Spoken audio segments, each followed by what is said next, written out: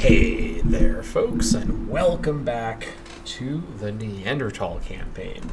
As I said I would, I took a look online to try to figure out if I could toggle just specifically that influenza event, which I got pretty fed up with last episode, as I'm sure you remember. And I did actually figure out that although there's nothing online about how to do this, because of course there's not for a mod like this, because I'm very experienced at modding now, although I have no experience with Civ 4 modding, I did go ahead and just make a copy of the events file for Caveman to Cosmos, crack it open, and kind of just see what's in there. And I was able to figure out how the influenza event was coded, and I did change the coding in my version of the mod to now not fire under any circumstance. So if we see the event firing for ourselves or the AI, that just means that something about the change that I made didn't work correctly, but I'm fairly sure it shouldn't fire now, which means we can kind of proceed assuming that the influenza events won't happen.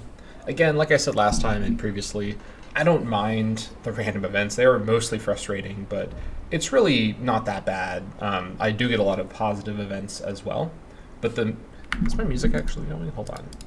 Oh, it's not. That would explain the eerie silence, but even with positive events still being nice to get, I think ultimately the influenza event just doesn't present any meaningful way to counterplay against it. And to me, from like a game design point of view, it's just an unfun punishment. You know, if you have something like a civilizational collapse with rebels, that's actually something you can get through if you know what you're doing. A pop-up that doesn't even let you do any actions because it blocks all actions until you click something, where you either lose 3 pops or, with a mid-game tech, 2 pops, to me is just not fun. I'd rather just have the normal consequences of having diseases in the city, which the properties mechanic already implements. So yeah, I don't think I need to really justify my choice too much. I'm sure all of you understand where I'm coming from, but I always want to be very transparent about why I'm making changes like that and why I've made the change in this case. So let's go ahead and proceed. Hopefully the game doesn't crash. I don't think it will. I think we should be fine, but if it does, then I'll have to figure out how to fix that. I did make a copy of the other file, or of the file that I changed. So if needs be, I can always re-establish it. I'll make sure the save file is backed up like 500 times. I've had enough save file problems with very grim campaigns as it is, so yeah. Let's continue.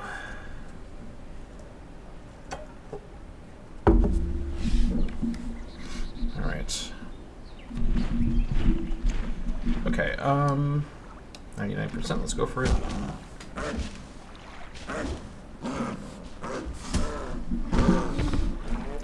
This episode is also actually the first episode that I am recording after releasing the first part of the campaign, the 200,000 BCE episode, the premiere episode, the 6-hour episode. And although it wasn't sort of planned this way, I do think having such an insane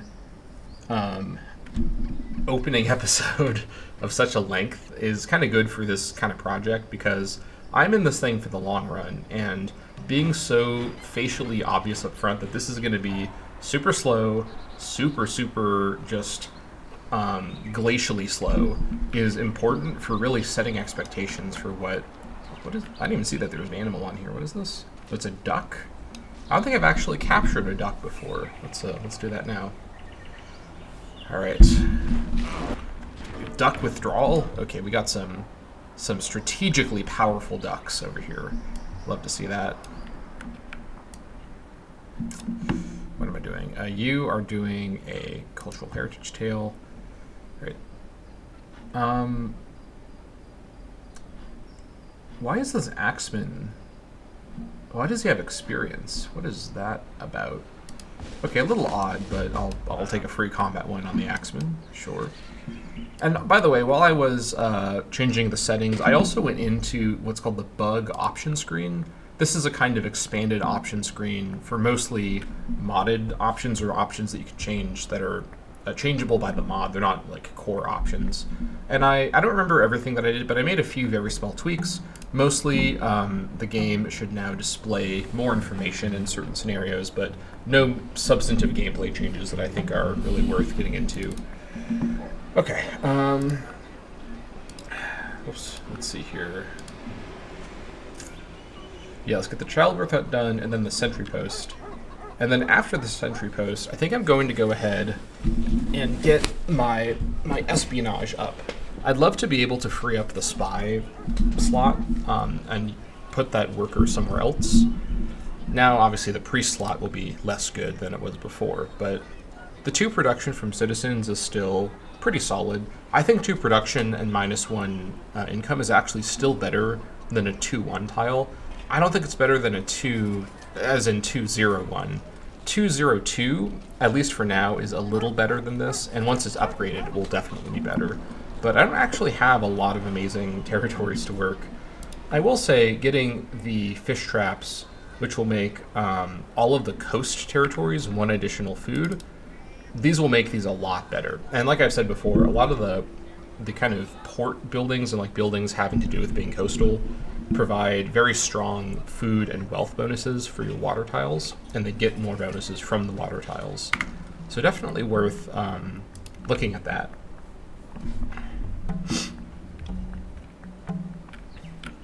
Oh, you see another elephant over there. Very nice. Oh, there's a zebra too. I'd love to get the duck though. I'm just getting boxed in by the beasts. I'll have to kind of work my way around. Oh my gosh. Yeah, we found all the animals that I've not been finding near me. They're all over here, other side of the world. That's probably why there's so many animals here. I have probably just slaughtered hundreds of animals over the course of the campaign so far.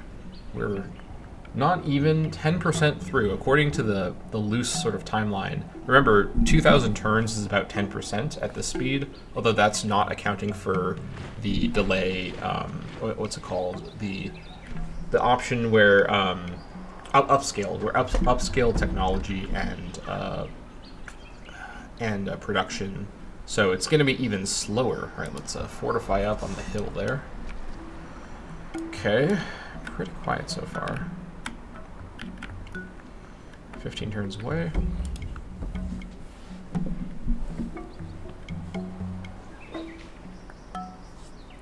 The other nice thing about getting the sentry post is I'll be able to upgrade my, what's he called, the village guardian to an enforcer, and then he'll be able to actually leave the city tile. I think he can still only defend with the promotion that he has, the town, what's it called, the town guard promotion. Hello there, Armed guard.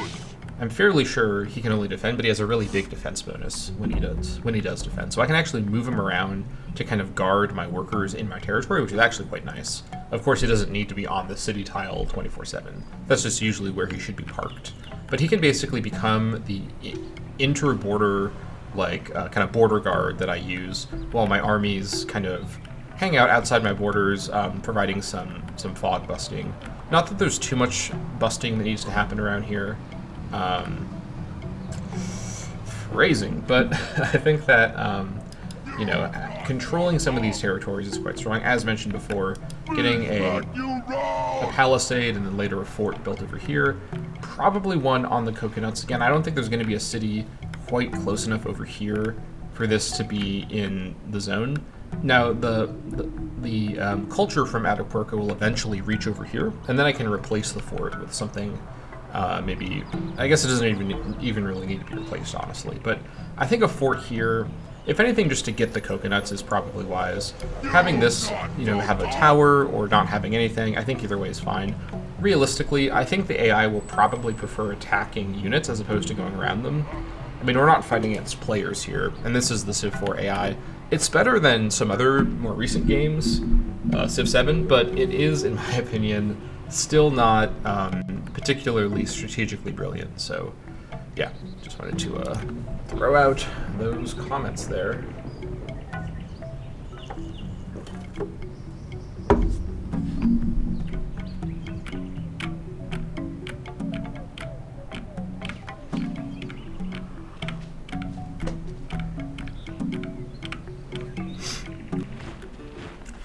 Oh, okay. Well, it's not Montezuma. That is the first thing I'll say. But once again, we got the Aztecs, who are famously not a particularly peaceable civilization. So, okay, I think Izquatl is less aggressive than Montezuma. Not that it's hard to be less aggressive than him, but he has gone for strategist as his trait. I think strategist is a militaristic trait. I'm not 100% sure, but anyways, all right. So he is in the game too. Good to know. Let's go for this lion attack. The worst enemy of Izquatl. We also have 6 espionage right now, so we have more than enough for everybody to get at least 1 per turn. That's what I like to see. We may eventually start to weight the espionage, and what this means is you can increase the weight, which basically tells the AI controlling this how many points you want going to someone. The most useful way to use the weight system is, because if everyone is at 0 weight, which is the default way, the espionage points are just redistributed slightly randomly with a slight preference towards focusing on the people with less current points. I can basically manually do this by setting everyone to 1, which again has it setting the point allocation to be based on those factors. But then if I put someone to 2, what that will mean is, I mean, this was a bad example because I started getting 2. So like here, for example, if I put someone to 2, everyone will be getting a point, but then whoever's on 2 gets all the other points. So it's like everyone gets 1 per turn, which I like to maintain. And then whoever is on 2 gets 1 per turn plus all the remainder points that you generate. So for now, we don't actually have enough neighbors or espionage to really interact with that system too much, but definitely worth keeping an eye on that.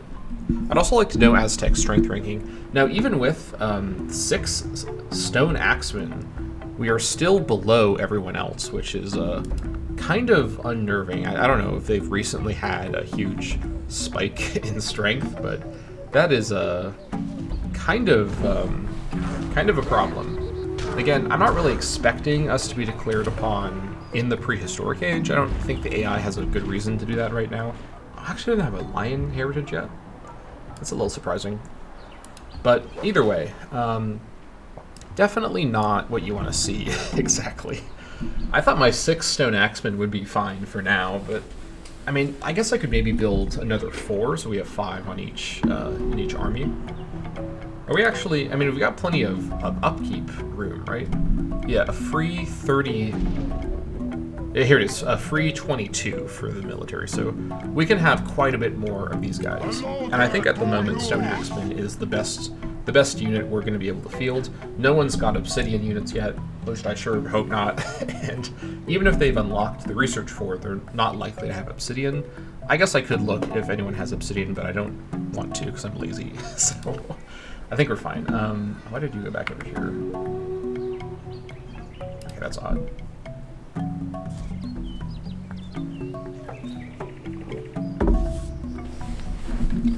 Alright, with 1 turn away from naturopathy, we'll send the gatherer over to go see if we can get building. Alright,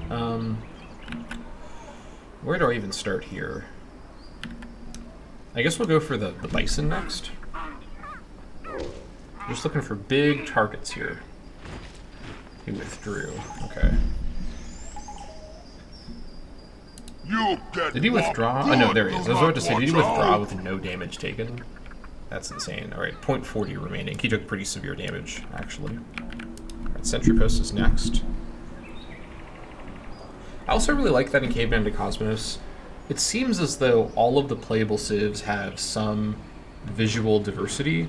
It's not like civ by civ, which would sort of be the dream, but like, although the North European appearance set I think looks actually kind of all over the place, like the Native American ones I think look really great. I look like I'm like at a Ren fair with this outfit, so a little dubious to be sure, but at the end of the day the stats speak for themselves. Alright, we uncovered the zebra. We also subdued him as well. I don't think we actually have captured a zebra before, so it'll be quite cool if we can get this guy in the jungle here. All right. Oh yeah, he's still above the. I think the other bison is the weakened one, so that's why the zebra is above him on the stack. Also, we can now grab combat 2. and go for a 99% zebra kill. Alright, or zebra defeat, I should really say. We did subdue him. Excellent. Okay, and this is exactly what I was hoping to see. We can build the bison herd. I'm going to go ahead and do just that. 3 food and 1 hammer. That's obviously really good. Yeah, and I think we can also... just kidding, we can't. Why can't we?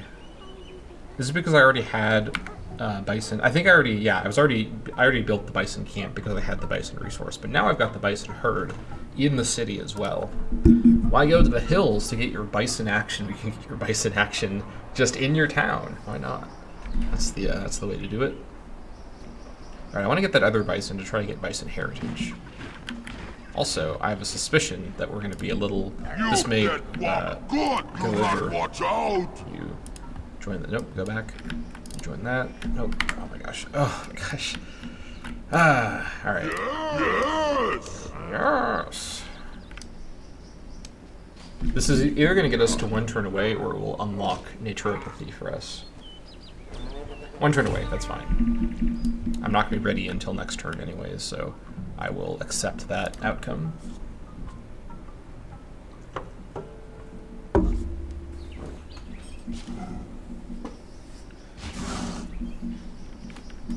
So in the event that we do see either ourselves or the AI have an influenza outbreak, as is the garden, such is the gardener.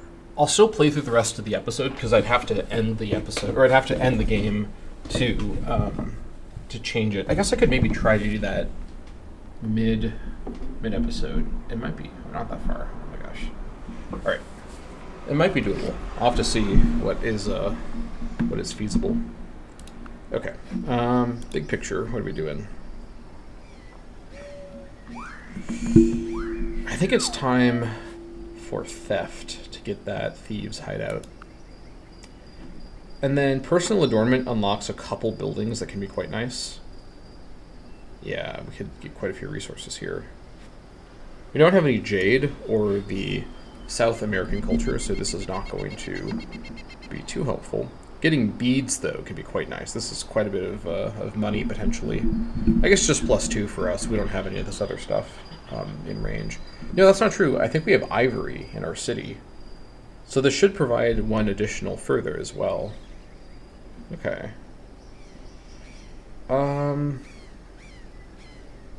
Could also be good to get ceremonial burial.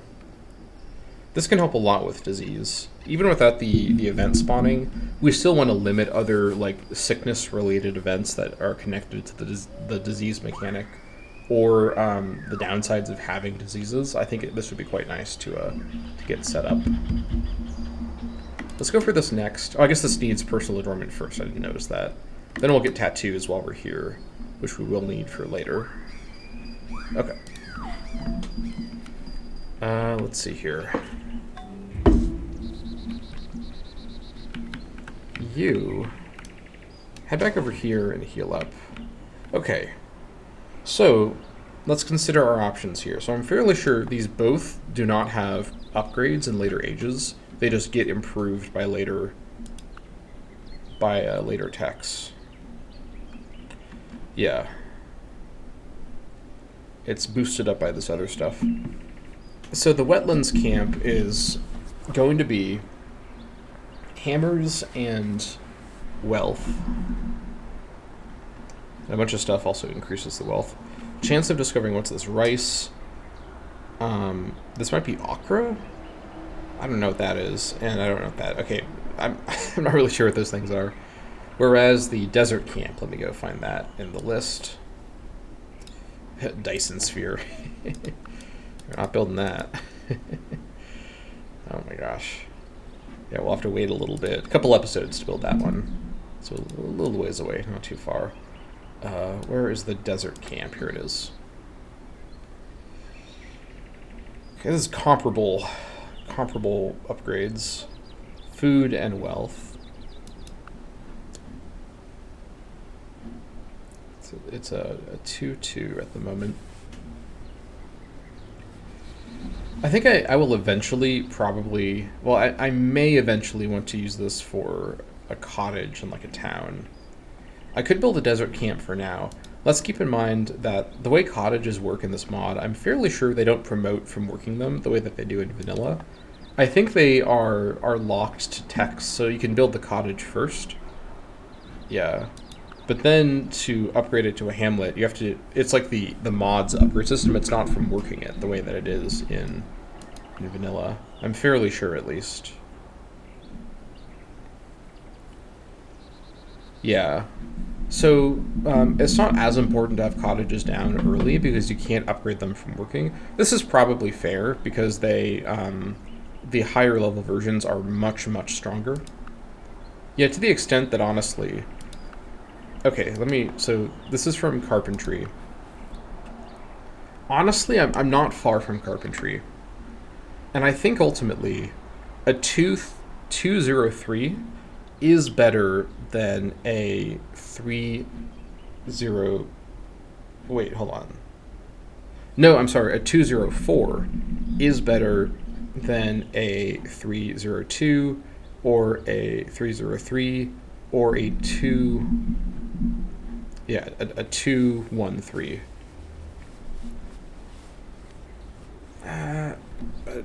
213 is competitive with a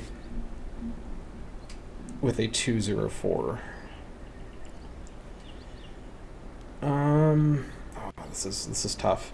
The other thing is the chance of discovering a resource could be quite nice, because this is not really an amazing tile otherwise in terms of yield. Especially as the game progresses, I'll have so many specialist slots I could potentially work instead.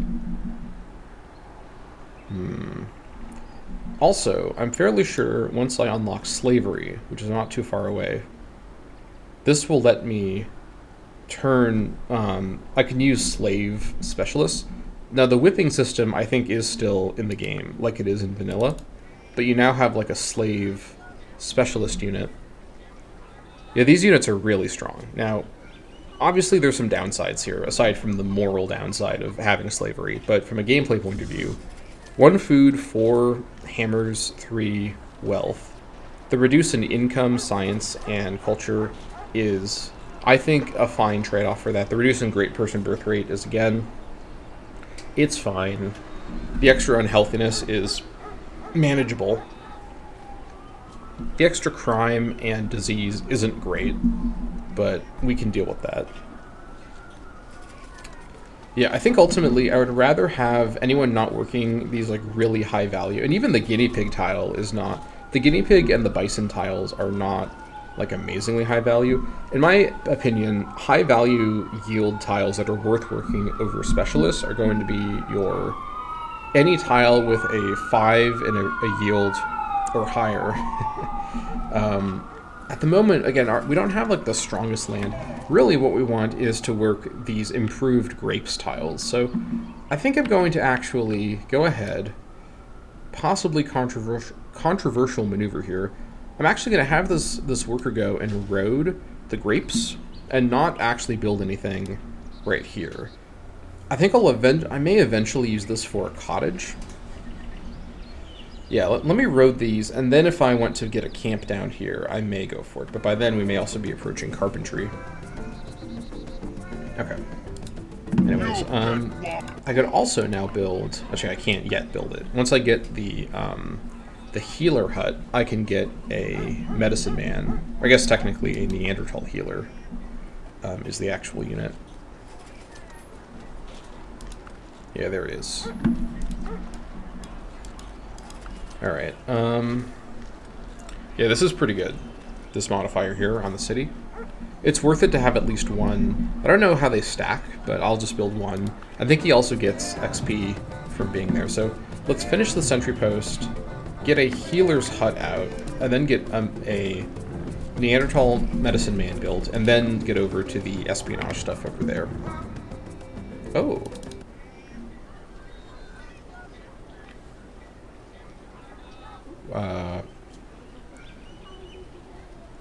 What has changed here to make me suddenly be unhappy?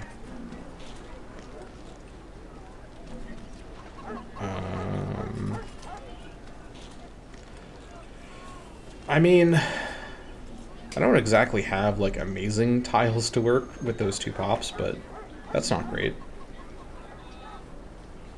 Okay, you know what? Let me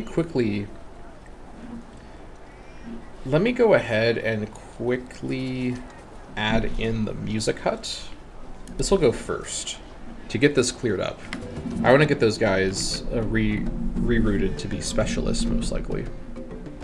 Very strange. I don't know what caused that.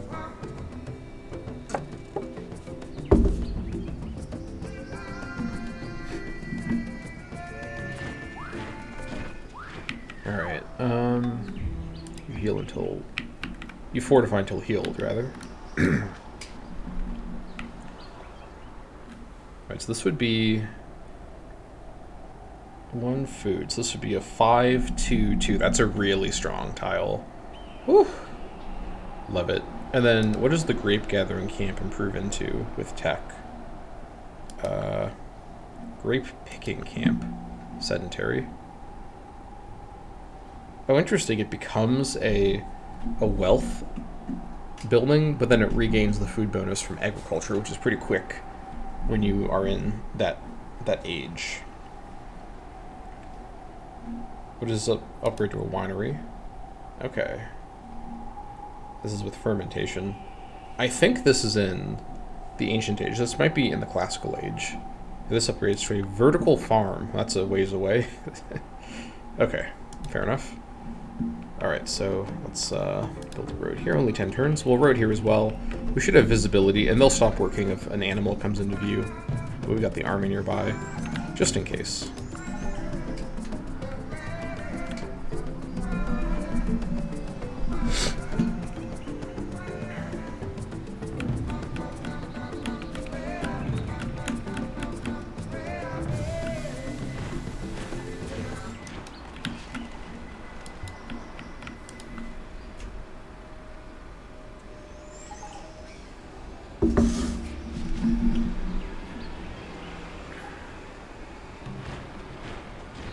Should be 2 more civs that I haven't found yet. Get out of my way. Sometimes you just want to scout. You don't want to actually fight all the animals. You just want to move through the area. But, it is not in the cards all the time, sadly. Alright.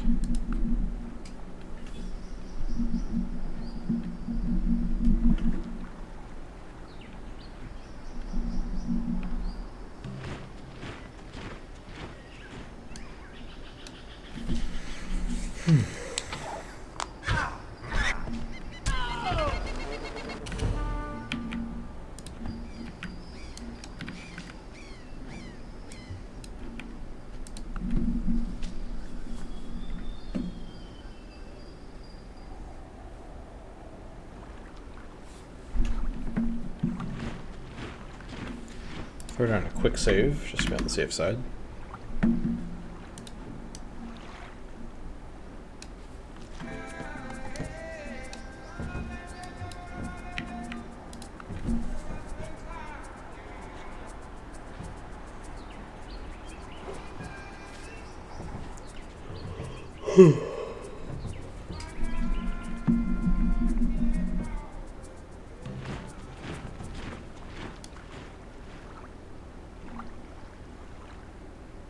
Let's go for the duck. Oh wait, what is that? That's a parrot? What is that? Maybe the duck is under the parrot. It was a duck. Alright, we didn't capture it though. Knowledge of ducks will have to wait until we manage to capture one. Sorry, boys. Alright, there's the music hut.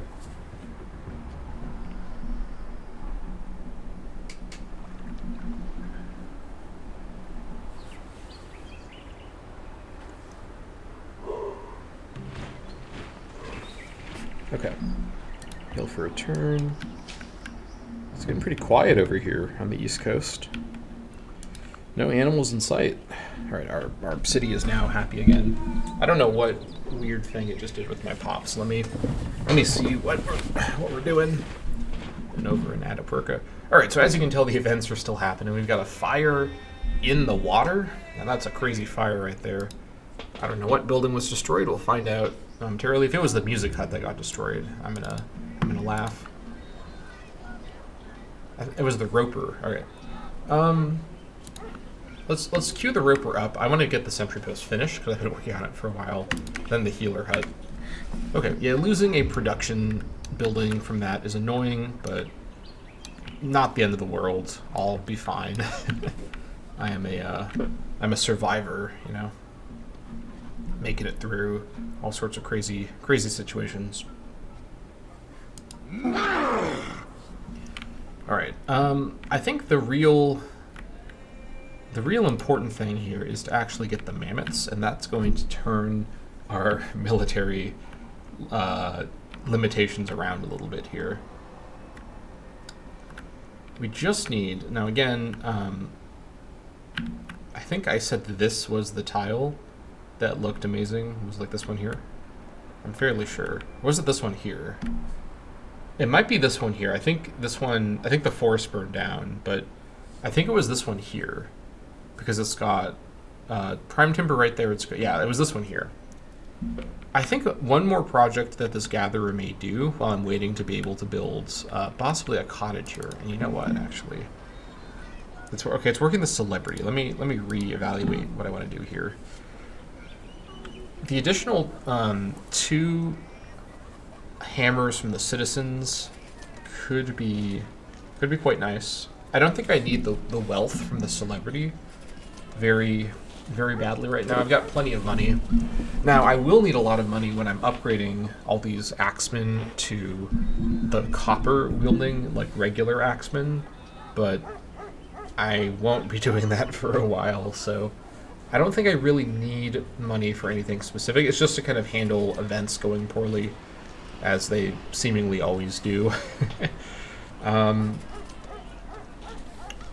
I think I could work the spy again for the extra birth rate. Now that I'm not working the priest, this may be nice to get that great person out sooner. Let me work the 1 spy slot I have, and then I'll work the citizen with the other slot.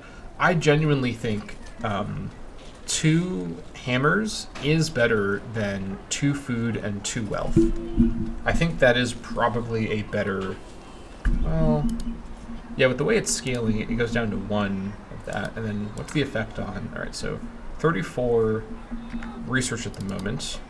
If I work it, 35. It really scales down to one food per turn and 1 research per turn. Is that better than the 2 hammers? 55 versus 57. You know what? I think it's fine, actually. At this stage with our production, like, my evaluation of hammers has to be at a city-by-city basis. It's going to change in its scaling as the campaign progresses, because as our total production improves, each new hammer is worth less and less. So I think this is actually a good trade-off. And because I'm going to work this tile after all, it is probably worthwhile to go improve it. Though for now, I'm going to... It happens to be, by the way, at 9,999, but that's not like a rounding thing. Like, it actually just is at that number right now. That's hilarious. I'm going to get these things roaded, because I do want these to be roaded, and I can pay for the $200 or the 200 gold river washout events when they happen. But then I think this here, do I really want it to be a cottage, or would I rather go for a camp now and then replace it with a cottage later, or possibly even replace it even later with like a hamlet? With the way that it works now, I can just wait until I have the higher tier building. I think it may make some sense to go for a camp now to fish for a resource spawn. If I don't get a resource spawn, then I know I can later turn it into a better cottage or hamlet. But for now, I think under the circumstances, I think the... Which one is it? I think it's the wetlands. No, it's the desert camp, I think, that gives food and wealth. We'll see. We'll road, and then we'll kind of come back and take stock. And then I want to actually work on a roading project along the coast down towards my new city location. I want to get that prepped up and start to gain control of the area. All right. What do we have here? Orangutan. Let's go in for it. Okay. Looking good.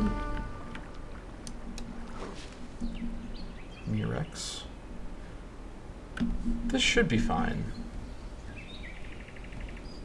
Well, We'll see. I'm in the jungle marsh, so... And this is my more experienced guy as well, so I think we should be okay. We'll see if I've misjudged the situation in some form or another. Maybe I should get in on the slinger spam a little bit. Perhaps that is the way. What is this? Blue-footed booby. Okay. Nice. Wait, what? I just got a pop-up. Hold on. A troublemaking exile has emerged to wreak havoc in our city. Oh, was that from the exile? An exile may have actually caused unhappiness locally, but then we exposed them. Okay, that might be what happened there. Very interesting.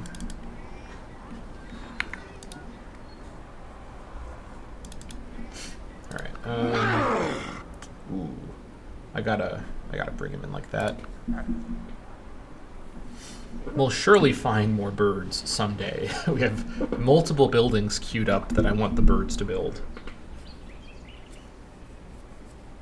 Oh, that's a flamingo. I wish I had a hunter down here.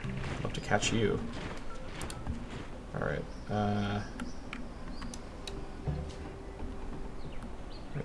the trail is done. I could also trail over here. You know, it might be worth trailing over here as well, so that, because this probably will be the fort location. Don't give them no chance. And if I were to have you guys, I want them to be facing out this way, so I'm going to head this way, then they're going to go up there. So let's go ahead and, we have a lot of trails to build. Let's trail here, because this is technically a one, it doesn't look like it, but this is like a one movement directional thing onto here. Let's trail there. Alright, into the bamboo. They should not be attacking us there. I'd be surprised at least if they attacked us over here.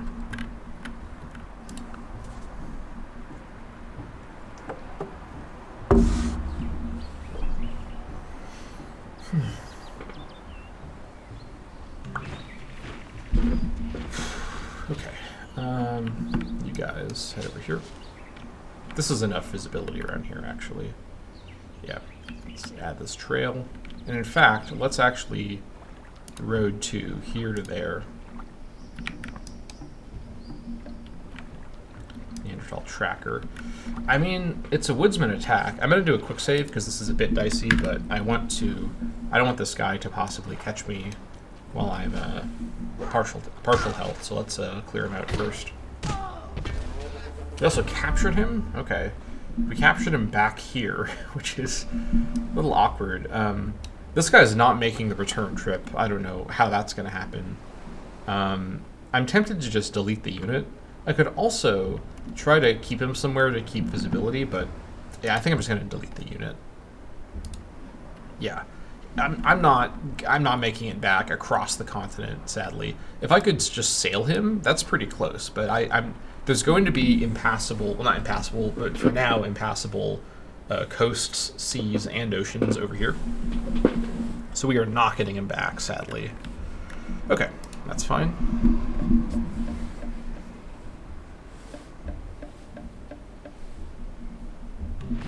The sentry post is done. Very nice. You guys just fortify up. You head to the jungle and then heal up there. Okay, we finished working on a roper now. Good. Keep at it.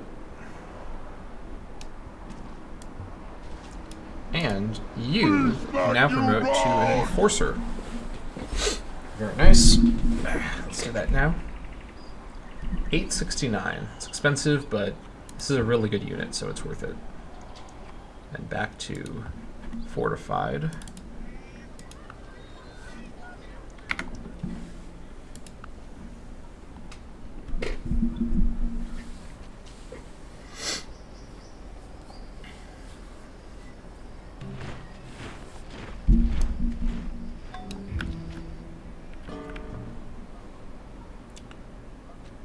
I think he may have also gotten sentry as well. I have much more vision than I think I did before, so yeah.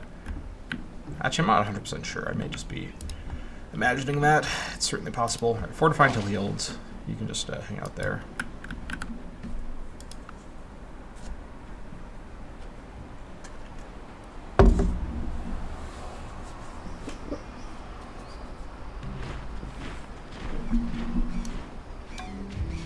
%100% chance on a tiger is nice. Love to see it.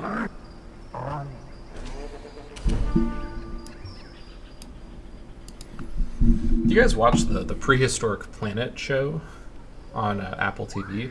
I watched it on Amazon because I don't have an Apple TV subscription. And I really shouldn't have an Amazon subscription because they're terrible, but you know, we're living in a corporate dystopia, so may as well have an Amazon subscription. It's not like you're going to find content elsewhere without doing anything legally dubious. So either way, I watch it on Amazon. It's really good. I really like that show.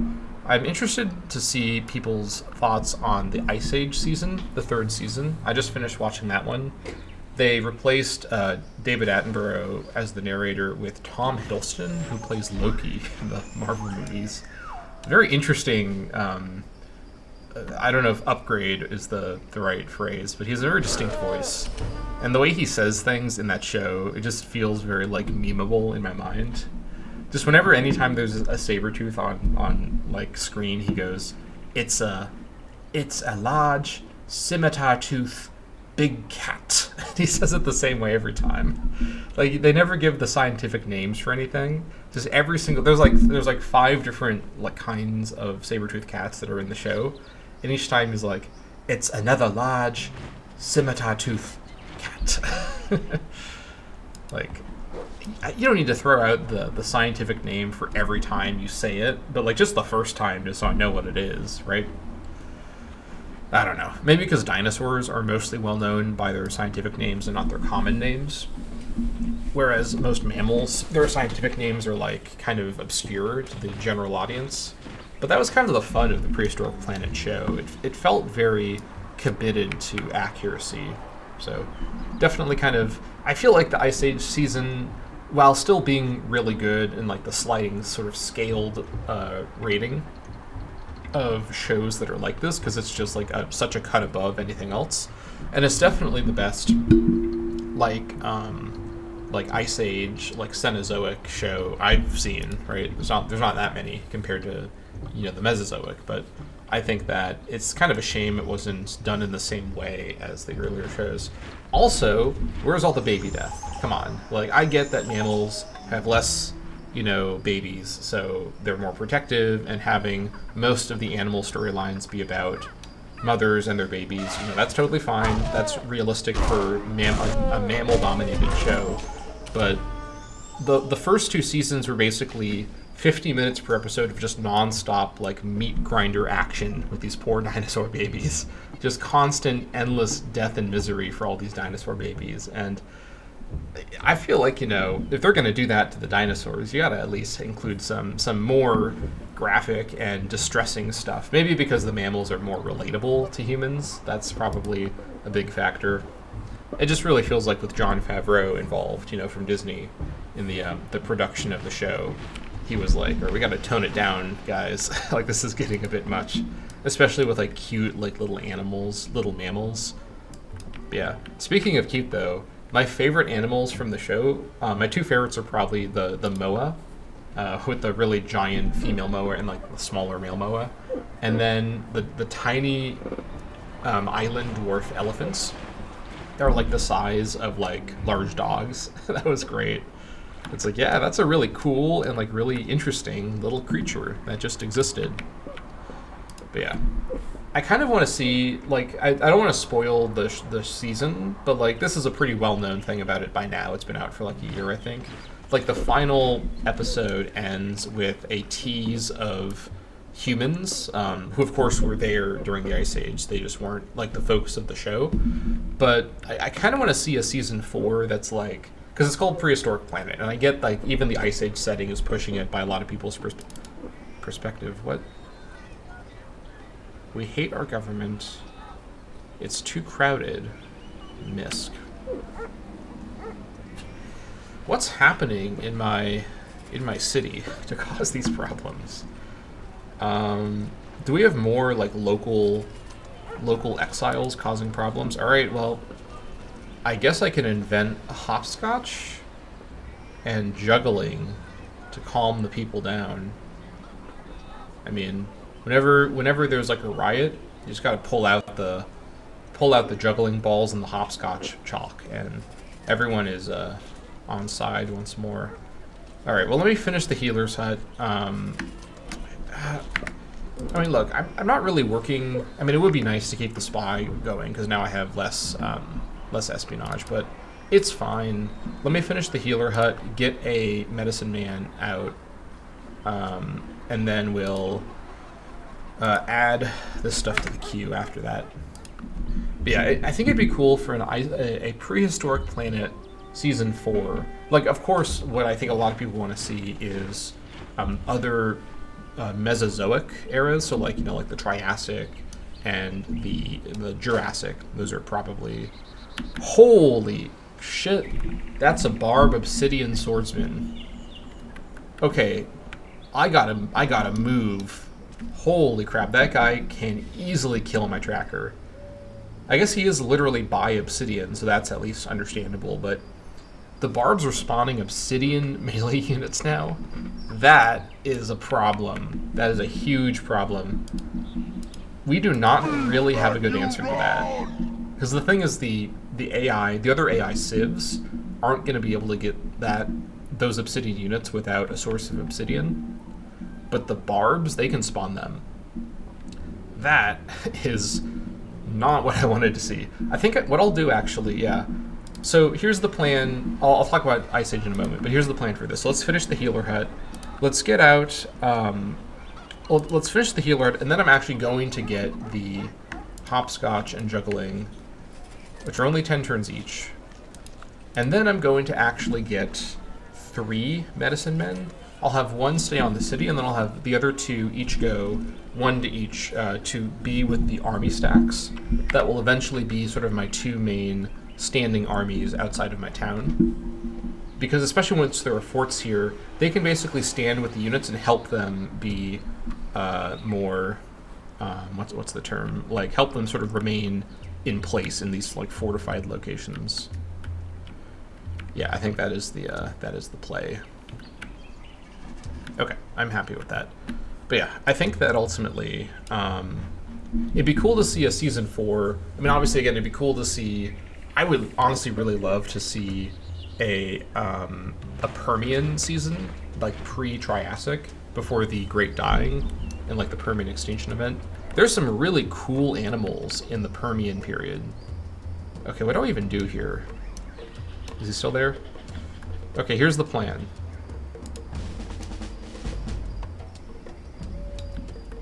Okay, I think we've escaped. Now we get off of Quick March and continue moving. Yeah, that is really scary.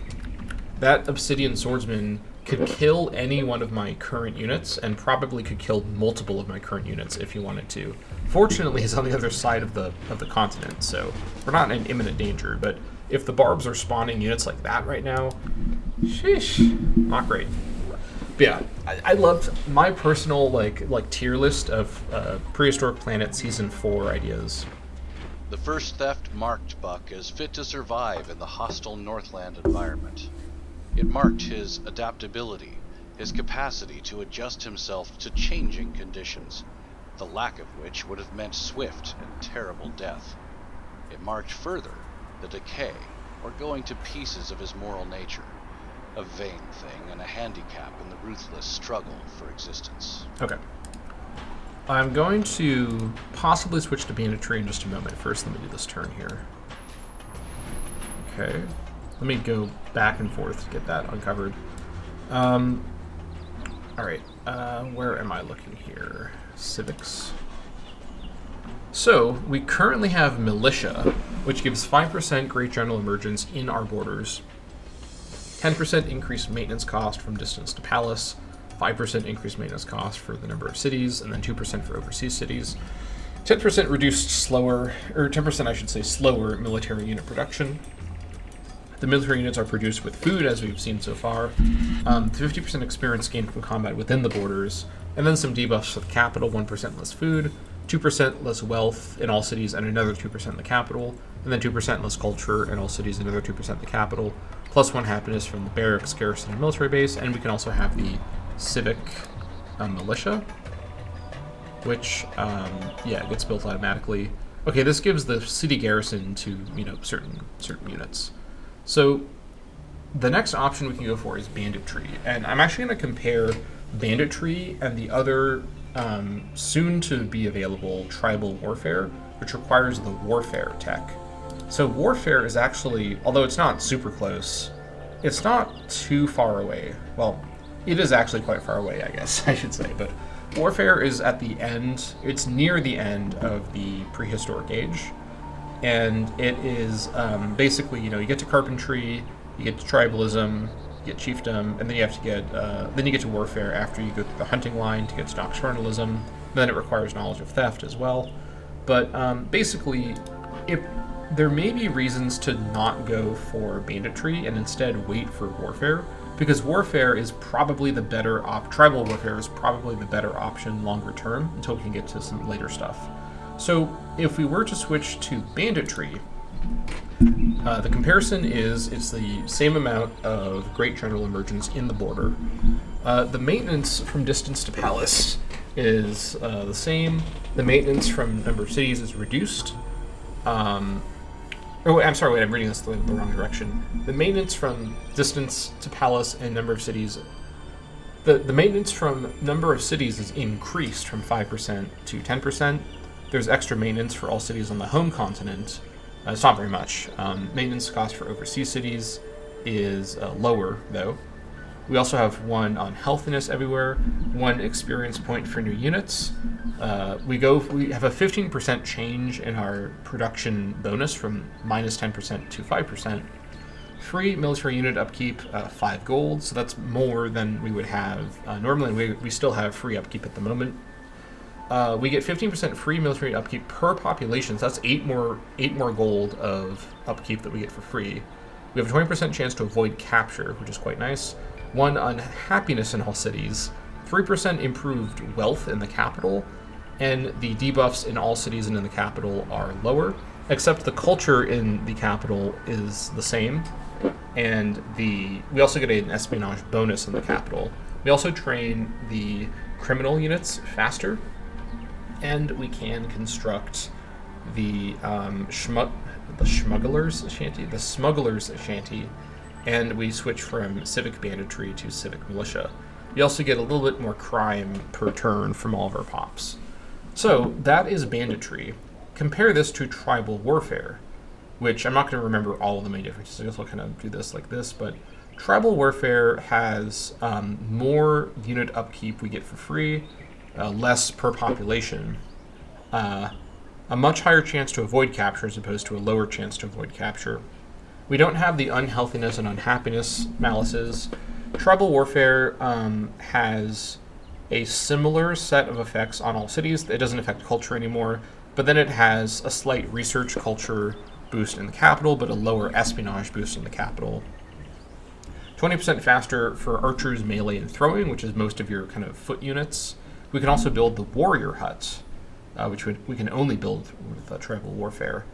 So I think overall, it's probably worth it. I mean, the malices we're going to have are manageable, and I like the extra espionage. Having this extra upkeep covered by the civic will allow us to grow our army substantially, which we probably need to do to keep up with the AI on Nightmare difficulty. It is also 1 upkeep per turn. There's no revolution requirement, though, so we're going to go ahead and switch to civic banditry. There it is. So yeah, we've got that now. Very good. Yeah, my personal kind of tier list for Prehistoric Planet Season 4, I think the most likely one that they're going to do is nothing. I think they're just out of money, probably. Maybe they'll do another one, because I feel like the Ice Age season was not as popular because I think it was just a slightly less high quality than the earlier seasons, but that's just my personal take. I think that's not a very hot take, though. And let's see. What's this? Oh, that's the swordsman right there. Okay. Yikes. What's your movement? 1? Okay. That was a little bit of a dicey maneuver. I didn't know if there was another swordsman there, but this tracker probably won't attack me. I am on forest on a hill. I think we're fine. Yeah, so, but assuming they make a season 4, I'd love to see another Ice Age season. I mean, there's a lot more to show, and a season that is more about Ice Age humans. I mean, we were an animal in the prehistoric period. If you think about prehistoric as literally meaning before written history, or even really before like preserved oral history, because yeah, I mean, I think ultimately written history is kind of the main metric. But if we're thinking before written history, most of human history is before written history. So we've spent most of our time as a species in the prehistoric era. And I think that a season that's about ancient humans, maybe about some of the different remaining species of humans, like obviously Neanderthals are one of the species that we're playing as in this campaign, but obviously Homo sapiens, there may have even been 1 or 2 other surviving species alongside them, but I think those were the last 2 ones that made it to that point with the Ice Age.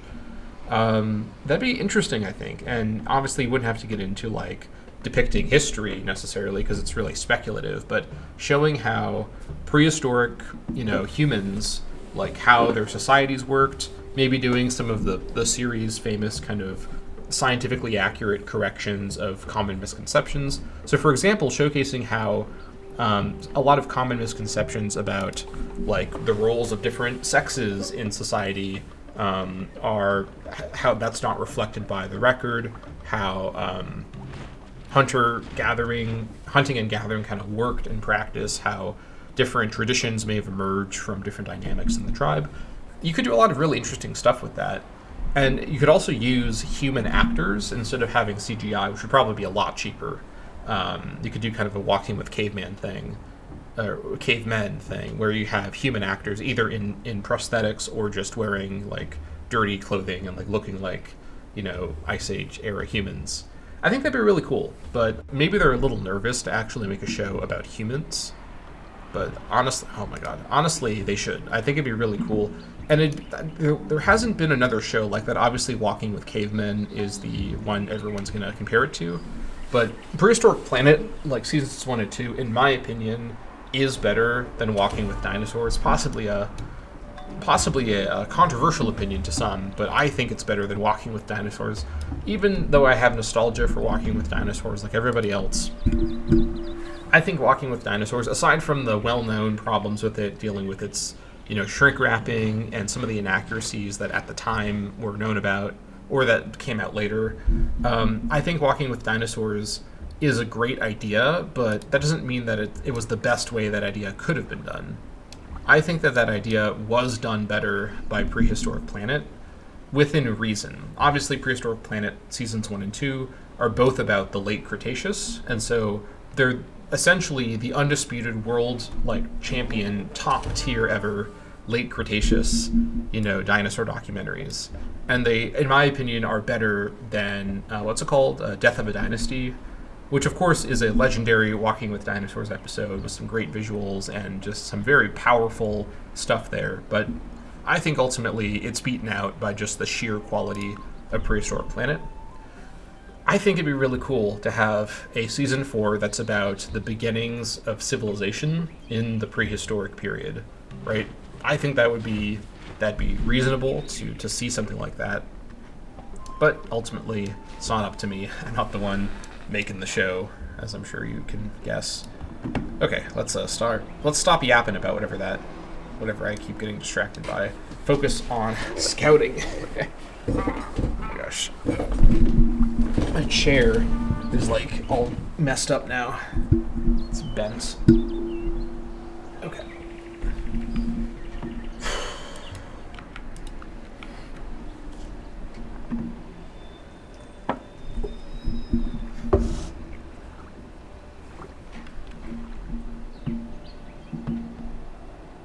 Oh. I see. Well, that's a little alarming. I don't know what all these guys are doing. Back you wrong!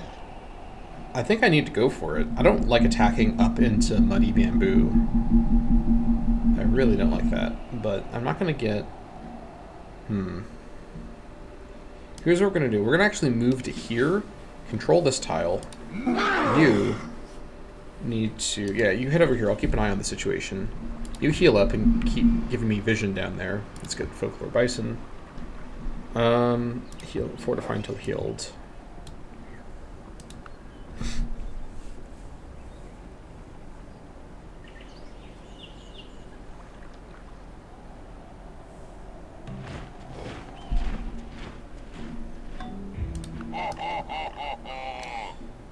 Alright.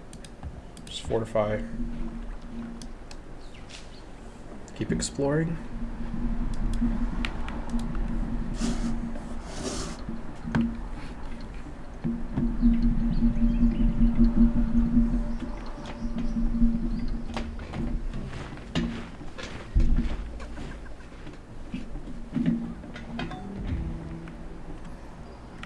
Okay. Maybe they're just moving past, which is fine. I will not be too worried if that's what they're doing. But I don't like the look of a 3-stack just strolling by. Prefer they move on. Find some other civs to stand near. Or what is that?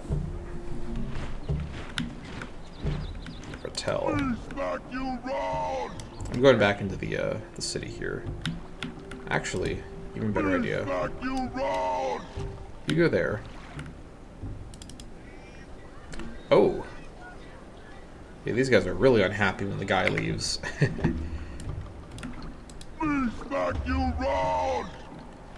Okay. He may have to come back, actually. Yeah, I think because there's no garrison here at all. Right, the animal did leave, so that's nice. We are the hopeless, the 7th most advanced. The fact that there's one civ in the game that is less advanced than us is actually kind of insane. I do not know how that's even possible.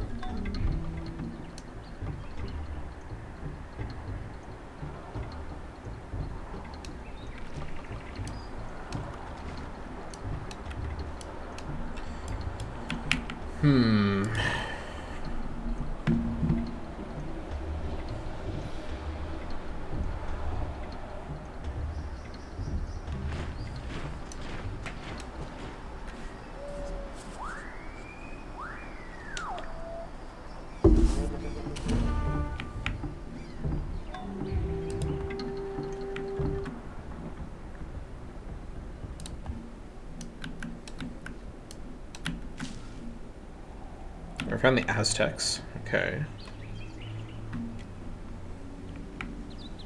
Nice. So they're basically... The Aztecs are actually one of the closest to us on a, like, as the bird flies level. They're just... We're not going to be able to reach each other until, like, the medieval age or the Renaissance because of the ocean. So that is good to know. Very good to know. What is causing this problem here? It's too crowded. We hate our government. Alright. Military presence impresses us. Maybe we should keep some more units in the actual city. That might be a good idea. In fact, yeah, you know what? And this is okay for now, but I think I will... Alright, you know what? Let's bring all of you back. I'm gonna bring all of you back as well. You're gonna get it now! May as well, if we're getting happiness from the military, which seems to be what's happening, we may as well give ourselves as many advantages as we can here.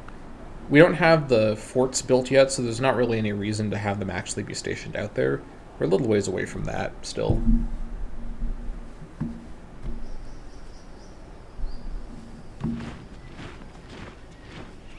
That's the good stuff!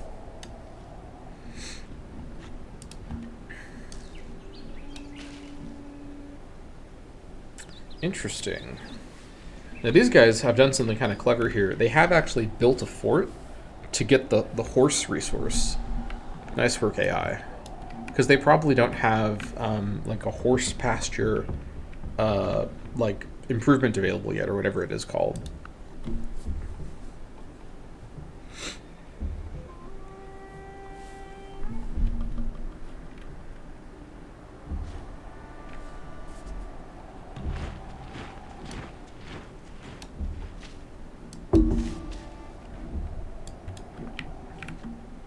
All right, this did fix it. So, okay, I don't remember what is doing this. I'll have to check my civics, but one of my civics is giving me 1 happiness per military unit. So yeah, this has now completely fixed the issue. That is good to see. I wish I'd actually realized that's what was happening before, but it's fine. Yeah, so we're going to go ahead and work. Oh, we have a doctor? Oh, from the medicine hut. I didn't even realize. All right, let's see what we can do here. So I think I want to work the spy again, and I think I want to work the doctor as well. The extra research is not amazing, but it's nice. The extra health is not amazing, but it's nice. The 2 reduced disease weight is nice, and the birth rate is really good. Oh, hold on. There we go. And now getting this improved is no longer a priority, but that's fine. 87 turns, by the way. It's still likely going to be a great engineer. I'm going to be fine with that if that's what we get. But, yeah. That looks good.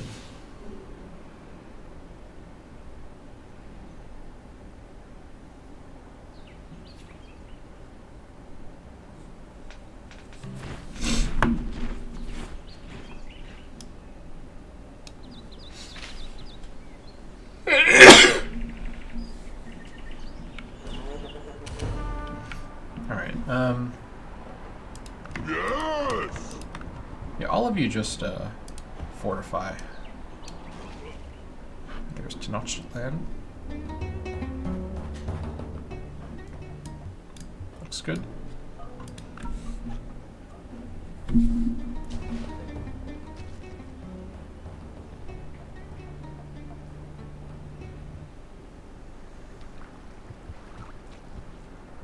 Oh, okay.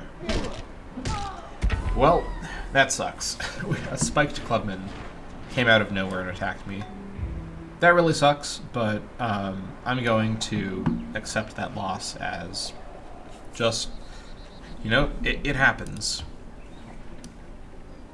I know I reloaded to save this guy from a similar thing before, but he's my scout. I actually want to keep using him to scout. This was just to kind of try to pick up some kills. I'm not finding much game, actually, around here, so I wasn't getting too much out of him. It's okay. I will live and let live. Okay, I think I do want to get, a healer out after juggling, and we'll take stock.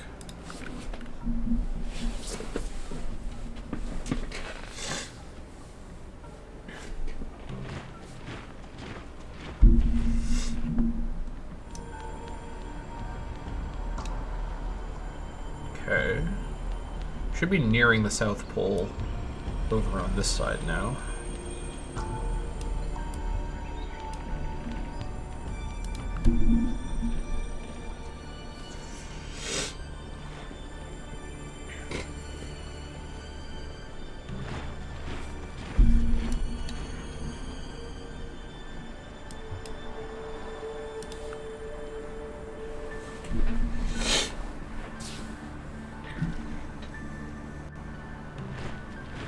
Gosh, my allergies are just out of control. Hold on, let me quickly blow my nose. Give me just 1 sec.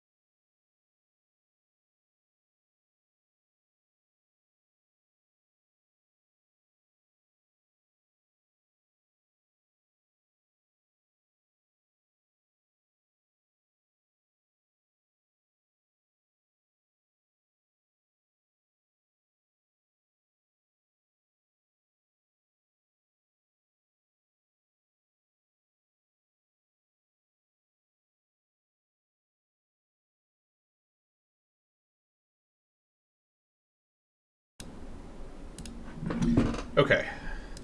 I think we're good. Alright. Also grab myself a blanket because it's a little cold, finally. Hopefully it stays cold. I prefer the cold over the warm, to be honest.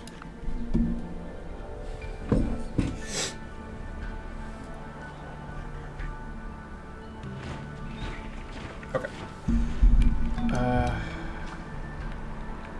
That's good.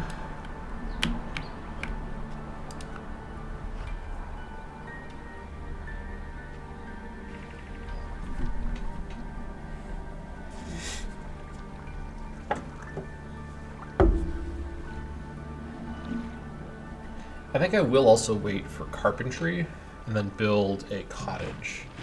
I think a 2 food, 4 gold, or 4 like wealth. Like the terms here of like gold versus currency versus wealth, so confusing. I'll call it wealth. So a 4 wealth tile, I think is worth waiting for.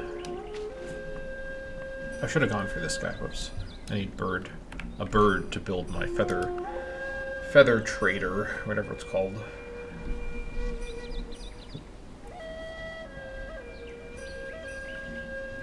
What I will do though in the meantime is, well, first let me attack this guy.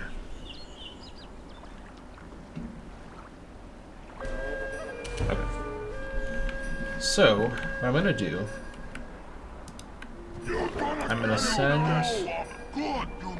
I'm gonna start working on a road project this direction. Really, I should probably have a axeman and a tracker to escort the gatherer, but I'll just send... Let's see, what can I spare? I can probably spare 3 axemen as an escort for my gatherer. I want to start building the trail. Now, I will also be able to get a trade route via the coastline with the water text in the future, but I want to have a trail that I can later upgrade to a road between my city locations, and also to prepare to trail over to the Mammoth. What I'll probably do is get a city over here in the late prehistoric or early classical age, and then build a fort on the Mammoth, and then trail my way back to be able to get the mammoths to here, and then ensure I get the resource here as well from the trail. This will allow me to get mammoths built in Atapuerca, where there's going to be much more productivity than in this, at least initially in this city here. So yeah, that is probably the plan there.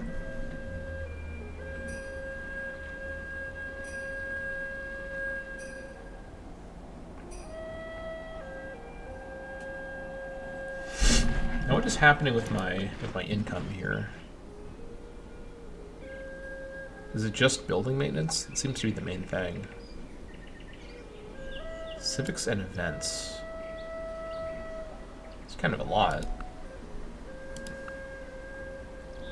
Just 2 per turn from like civics overall, so it shouldn't be.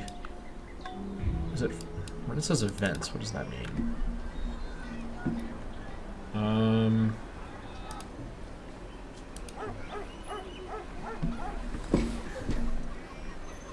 Let's see. 13 from buildings.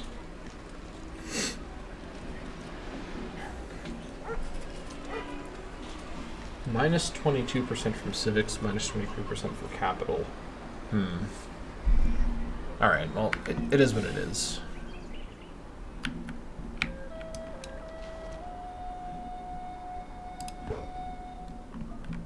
Alright, all of you together, move your way over here. For now, I'll just connect it up to the road to the fort location, and we'll road around the marsh. That's probably the best way to do it. We'll just road straight through. I mean, I guess this is also marsh, but this is swamps and marsh. Confusingly, those are 2 different things. You know, I didn't even think about this, but this is a caves tile here. I could actually have this caves tile be a fortified caves, which I think I can build outside my border. When we get here, I'll take a look and see, because that also works as a fort, and I think it's like a bit more obviously kind of situational. You can't build them everywhere, but because I have the caves tile there, that may be an alternative I could consider here. Let's fortify for a return.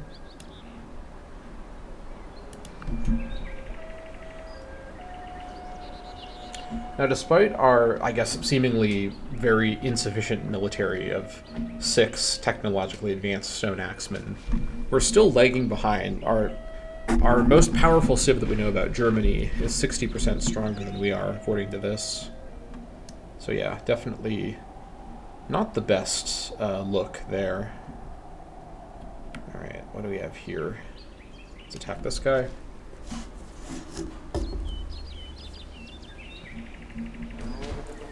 Alright.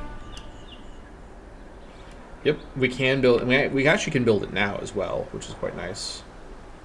In fact, I think I will... I don't let this gorilla come in my way. This could be a problem. I may have to run for it with this stack from the gorilla if it keeps chasing me, and build a tracker to go fight the gorilla for me. That could be a predicament. Hopefully he turns around and leaves. We'll see what he does. Okay, I think we're being chased by the gorilla, which is not what you want to see. Will he leave the forest, though, to attack me? I think I'm going to quick save this turn and then try to stand my ground where I am. Maybe he's just wandering around in the forest. He likes to be in the forest. What do we have here? A 50% bonus? Yes! Okay. I'm going to go ahead. Quick save. Start working on... Well, this will consume it, but yeah, we could build the fortified cave here. It's the same strength as a palisade, but let's see. It is cheaper as well, which is kind of nice. And I can show you here. So the palisade, it can be promoted to a fort, which has a culture effect, has the vision and all that, and then command bunker is much, much later with electricity, so that's, I'm not going to bother looking at that right now. Whereas the fortified cave, it provides the culture, it provides the tradable resource if there is one, acts as a city. It's the same exact thing as a fort. Then fortified cave with cash is, it's less good than a fort, but you can promote it up to a fort. You can also get it with pottery, whereas fort requires mathematics. So this can basically become a fort in the future, and I think this is actually kind of a better spot for the fort. Probably. Well, maybe. Let me just build the road, then we'll see. Maybe I do want to actually have the fort over here, as initially contemplated. Then let's see if this gorilla makes the attack. If it does, I'm reloading and I'm running. Okay, seemingly not. He's gone to the swamp. Alright, this like trail is cursed. I cannot get this trail to stay here. Alright. I guess we'll come back and build it later.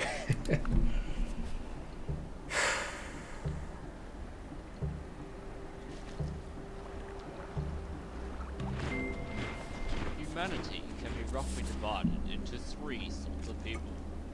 Those who find comfort in literature, those who find comfort in personal adornment, and those who find comfort in food.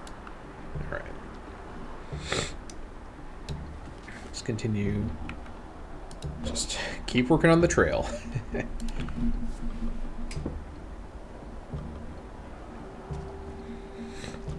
Oh, okay. We have the attack. Will he win?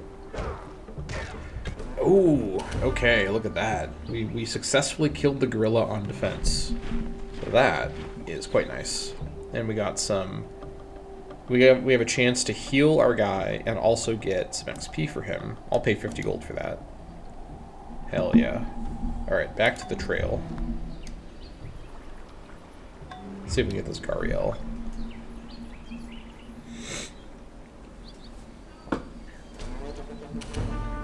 Nice.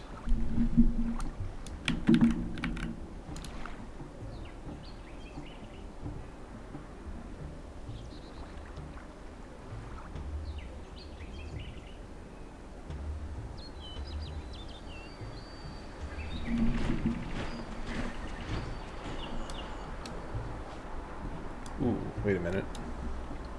Okay, sea lion, I don't think we have that yet.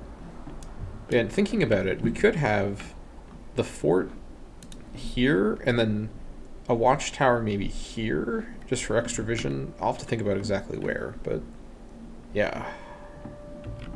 Alright, you add your tail to the heritage. You can get combat too and just keep defending. Alright, I like this. What is this defensive stance? Got that one's sneaking up on this line. Very interesting. There we go.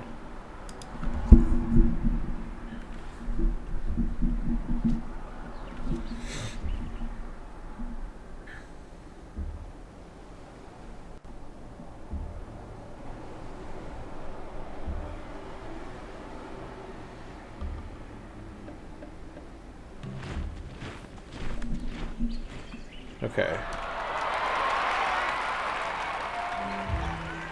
Protective and liar. Interesting.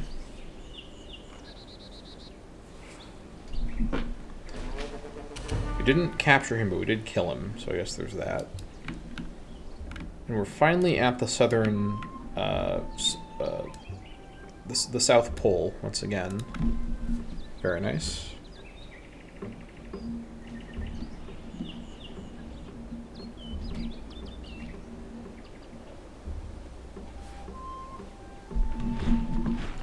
Okay. Just keep attacking whoever. Yeah. So one of the things that I changed between episodes is I changed the alerts to include alerts about when I build a unit or a building, just so it, I keep up with that. Okay. So what do we want to do here? I mean, the strength here is not going to ever be the main focus. I think I actually want to go for disease control. This will actually help me manage the cities, and you just fortify here. Okay. Does it actually show already? Yeah, disease is trending down a little bit now. I mean, the main problem we're going to have is as a higher population capital, which this looks like it may be able to be, we're going to have disease issues no matter what we do. Alright, what is next? Surely I can find a bird somewhere. It's got to happen. Or a fox would be quite nice. In fact, I think there's actually a fox over where my guy is. Let's get some additional happiness building so we can potentially move out more of our units if needed. Let me get the seamstress, because this is going to give me one extra income and culture as well. And I need this to get the quilt maker, which provides another income and culture, and even more with dye. This also provides more with dye as well. I don't have dye, but I will potentially be able to get it in the future. I could also get the wet nurse. Yeah, you know what? Let me get the wet nurse first. Let me just quickly throw that in there. Get the extra disease reduction while I still get the benefit from this. I can keep this through, because I have subsistence right now. When I get barter, which will be pretty soon, I can keep the wet nurse. I guess the idea is that on the free market, if you want to sell your services as a wet nurse, people are buying. I mean, that's kind of how it works now. There's definitely a market for that, if you know where to look, I suppose. Okay, let's just move on.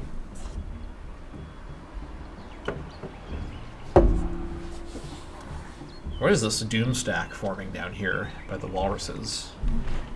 Very interesting. Okay, well, let me just keep trying to get a penguin. I don't know if the penguin can give me the feather thing. Penguins don't really have feathers, so it probably can't give me a feather thing. But maybe this blue-footed booby will come on the land, and I can get him. That'd be pretty good. That would be pretty good.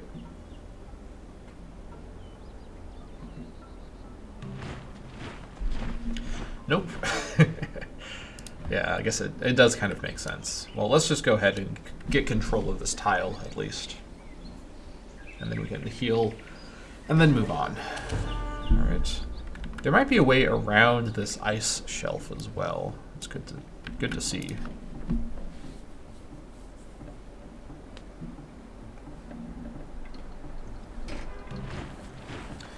Alright, head on to this hill, and then heal up.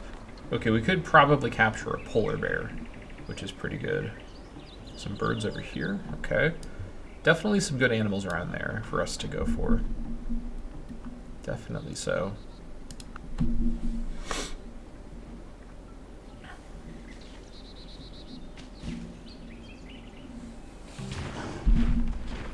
Heal up.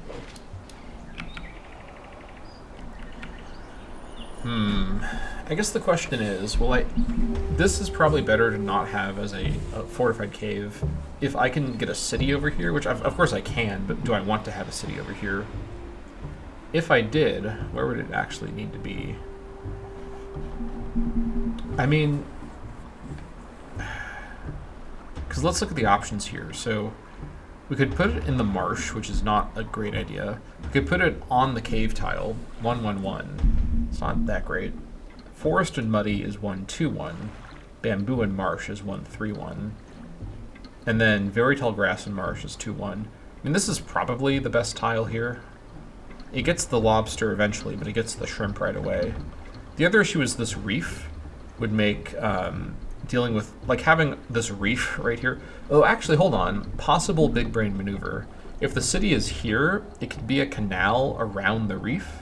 Because my ships can go, if we're just talking coastal movement, which is going to be the case for until, like, classical age, or late ancient age with seafaring, we can go in the sea. But our ships can basically avoid the reef, which is kind of nice. And this is one of the better tiles. What can I build in bamboo? Or I guess we'll find out in a little bit. I don't want to move them right now, but we'll find out. Yeah, we might be able to build a wood gathering camp in the bamboo. I don't know if that's allowed. I mean, bamboo is not exactly wood, but I think it counts as wood under some of the systems. Hold on. Where is my... Oh my gosh, I lost sight of it. Hold on. What are we seeing? A cobra? All right, come on, don't be scared of that. It's just a snack. Nothing to fear.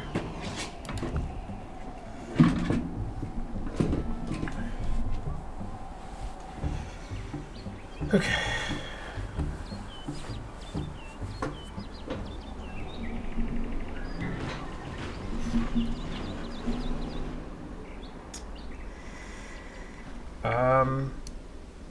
I can't even get to it right now. Let's try to go for this eagle, I guess. Let's fight our way through the cave lion. Get towards that polar bear. There's mammoths down here as well. Good to see. Okay. Is the trail done? No, it's not. It just isn't showing. It says that it's done. Or it stopped working because the cobra moved, but he's just being jumpy. Nothing to worry about.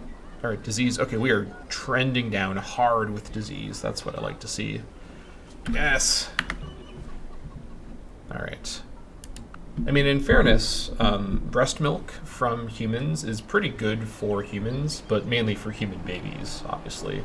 Its health benefits for older humans is a bit more complicated, but not necessarily as good as it is. I mean, it's basically evolutionarily designed for infants. Like, that's the whole point of it. So, yeah, it really is not a huge surprise. With this polar bear around here, I think I do want to heal up a little bit. I'm going to be a little bit careful. All right, finish this stupid road. Very good. How's my culture looking? 141. Okay. Good to see. Seamstress next. Having 3 of my axemen guard the worker is maybe a little bit more than I need, but I don't really want to play around here. Now let me check something. Do the caves provide vision the way that a watchtower does? No. So the fort does, so the actual fort provides vision once it's upgraded from a palisade. Whereas a wooden watchtower, where are you? You provide vision right away. Stone watchtower with masonry, vision range and vision height. Ooh, interesting. That is really, really good.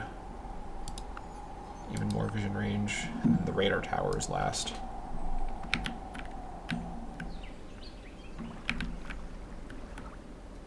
having a watchtower here could actually be kind of interesting because it would peek over this like tile into over here. That could be quite helpful. Or having it be here might actually be even better. Either way, we'll figure it out later. Okay, so if I build the caves here, I think this probably could be a kind of like a city here would. So among other reasons to have a city here, like on this tile here. So number one, a 1-2-1 tile is okay for a city. I don't like that it's muddy, but you know, you can't. This terrain around here is pretty bad. It's pretty cold. Got to work with what we have here. We do get the forest production bonus, so we can build like a forest grove to help with us, and we have bamboo nearby as well to help further. This number one gives us a canal around 2 reefs, which could be quite a bit. It also will fairly quickly give us shrimp and lobster, which are both pretty solid sea resources. We get the beavers in a range of a city, which they won't currently be. At least I don't think they will currently be that. Hold on. Yep, they're out of range there, but they would be in range here. The overlap is very minimal. Only these 2 tiles here have overlap. And I guess this sea tile as well.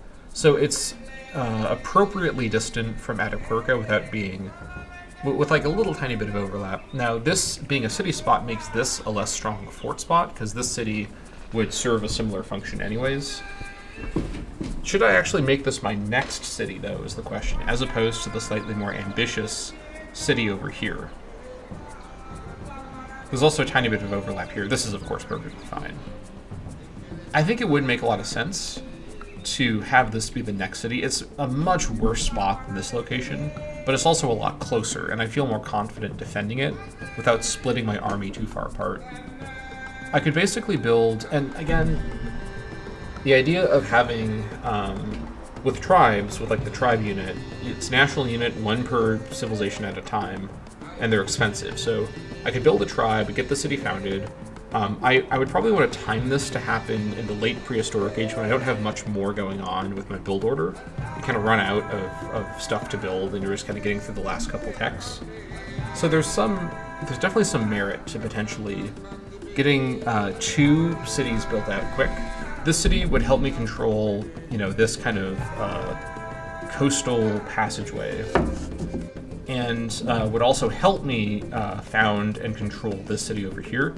This I can then road my way to the mammoths, get the mammoth with a palisade, because this isn't like a cave tile, so I'd have to do it with a palisade. Later a fort, have the road there. It's a bit far from this city, so I really would have to maintain a standing army over here to guard the mammoths, and to kind of keep an eye on the trail. But a fort with maybe like 4 or 5 units to guard it from bards. A trail getting back to this city, because the trail from here to here is too far, and certainly from here to Atapuerca is too far. But this chain, like, this entire strategy, like, to be clear, is 100% about getting the mammoths. That's the main thing of why I'd be settling this direction. It's so much more optimal for a lot of reasons to settle further inland. There's a very resource-rich inland area, or settle further up the coast. There's some really good spots, some swampy spots, admittedly, but some good spots nonetheless around here. But I think our strategy is going to be about using mammoths to punch above their weight. I really think mammoths are going to be how we pull off some crazy stuff in this campaign. We gotta take every advantage we can get here on this difficulty. So I think having this be a city location is sensible, which means I don't need to trail this, because the city will build a trail automatically. So good to get that figured out. So now let's head over here and trail. We should trail this, I think. Yeah. Great Person is also not too far away now.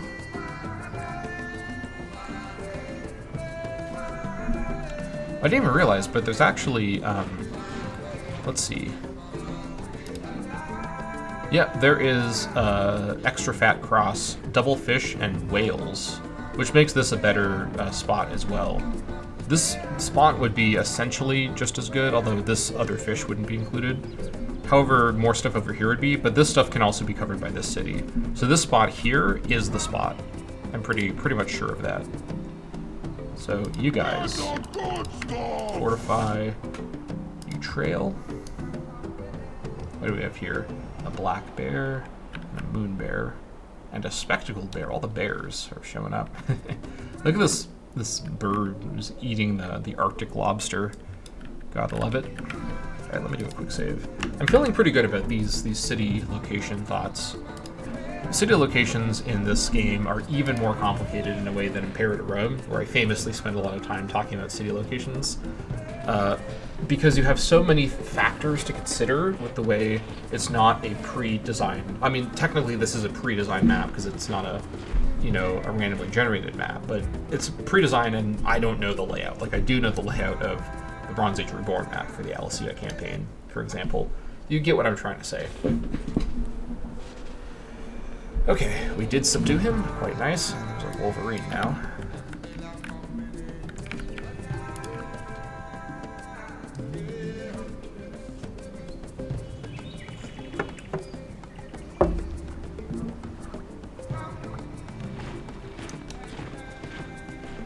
Alright.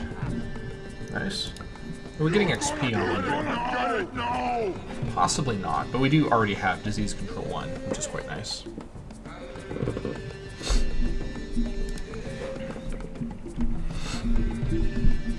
And they'll help heal units that are on the city tile, which is quite nice for defense.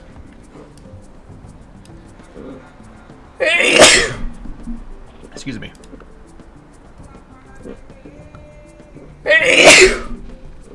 God, these allergies have got to stop. I am suffering over here. Alright. Southern Pole exploration can resume at last after a long wait.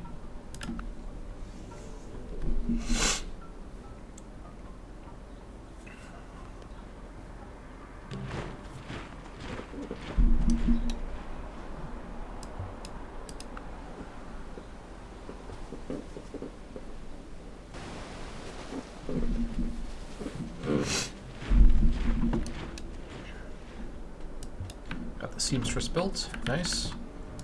Okay, money is starting to get cleaned up again. That's good to see. What next?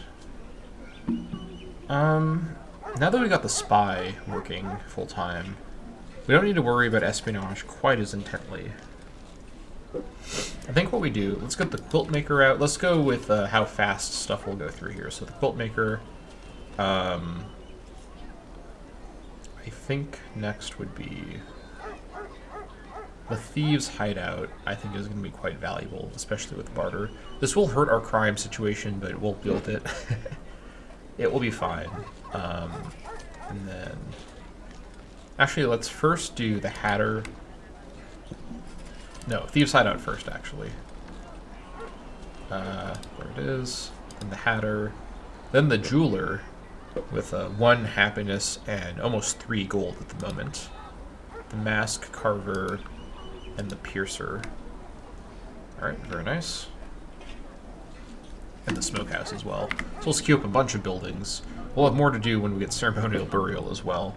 We have to figure out which of the different kinds of burial traditions we want to go for. You can basically pick one of several. Look at that fat-ass penguin right there. Holy crap. Got a chonker in our sights here. Do we have Emperor Penguin heritage discovered? I don't think we do. Unless it's a local tale. Let's see, it might be. I don't think we have Emperor Penguin. Alright, well, hopefully we are about to. Come on. Look at him go. How could he possibly escape? Or be killed? We subdued him. Nice. Good work. That was good to see.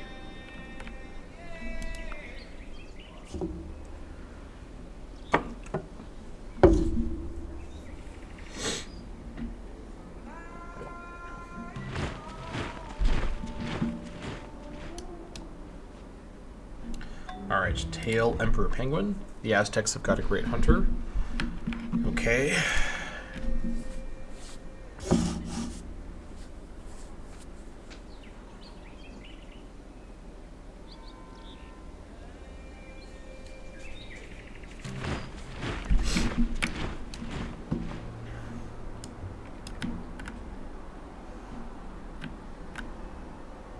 Look at all these animals I can't capture with my axeman. Very sad. Very, very sad.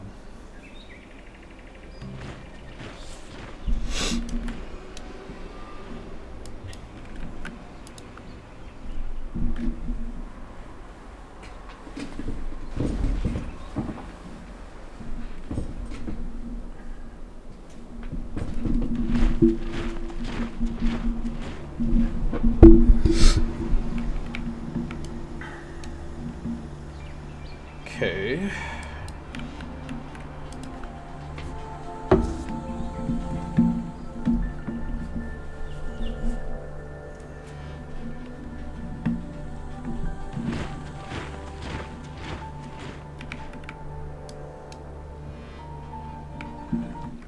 Alright, is the trail done? No, you just start getting spooked by animals.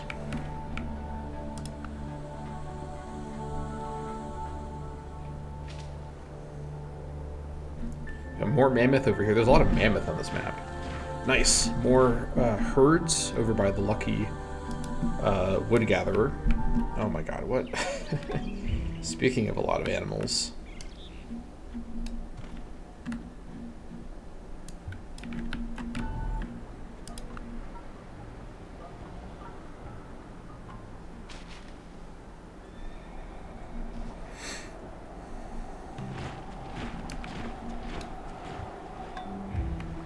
We also got an upgrade for the worker.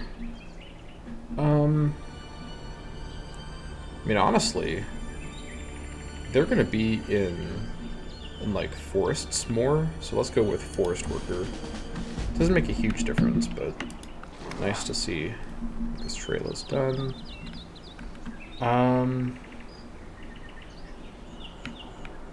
Let's trail along the coastline, I think. Okay, this is hopefully not a huge problem. We are in 70% forest marsh, and we have a combat 2 axeman with poison, which means an animal battle bonus against animals, so should be okay. We'll see. That gorilla, though, I don't think I can dislodge him by attacking. Okay, he's going to move. I think he doesn't see an attack, so he just wants to get out of there. Fair enough. Hey. Now this is what I like to see. This is why I didn't turn off random events. Even though I was tempted to. You get stuff like that.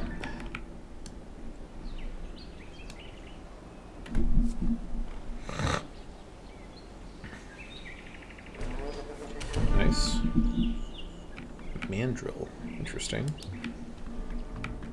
An ice forest monkey? What an interesting... I guess that's kind of what we are, if you think about it.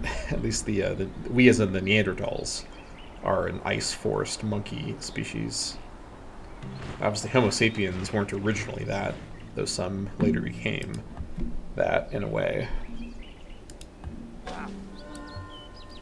Alright, Ragnar finished Meadowcroft Rock Shelter. Okay.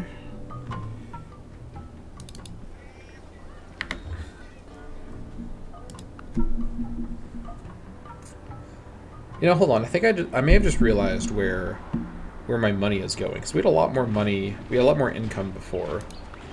I wonder if it's because of my trait.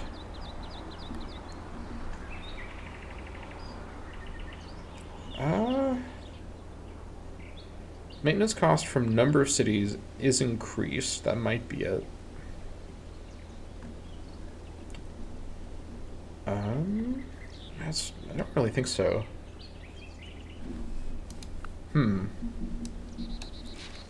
Unclear is the state of affairs there. I have no idea what the issue is.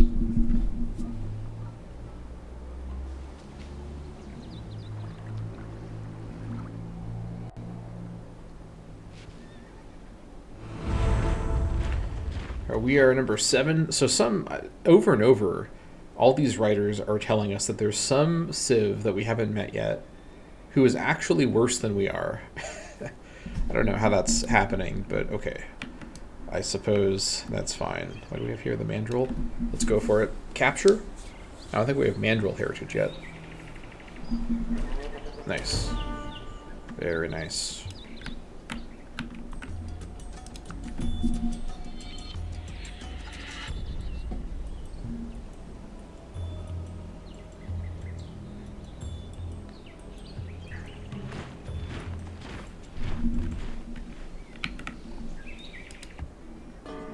I guess we do. Okay.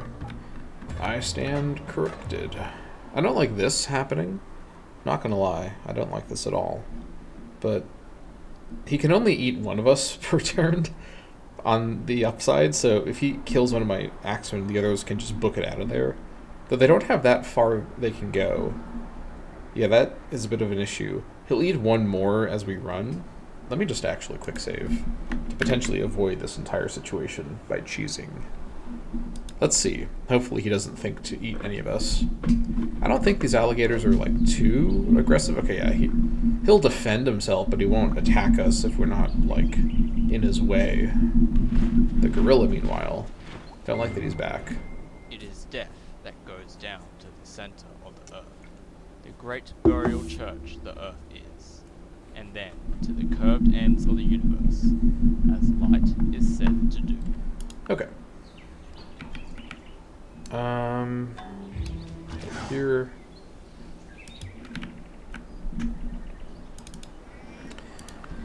So, we have a couple options here. So we can do burial tradition sea, earth, or fire.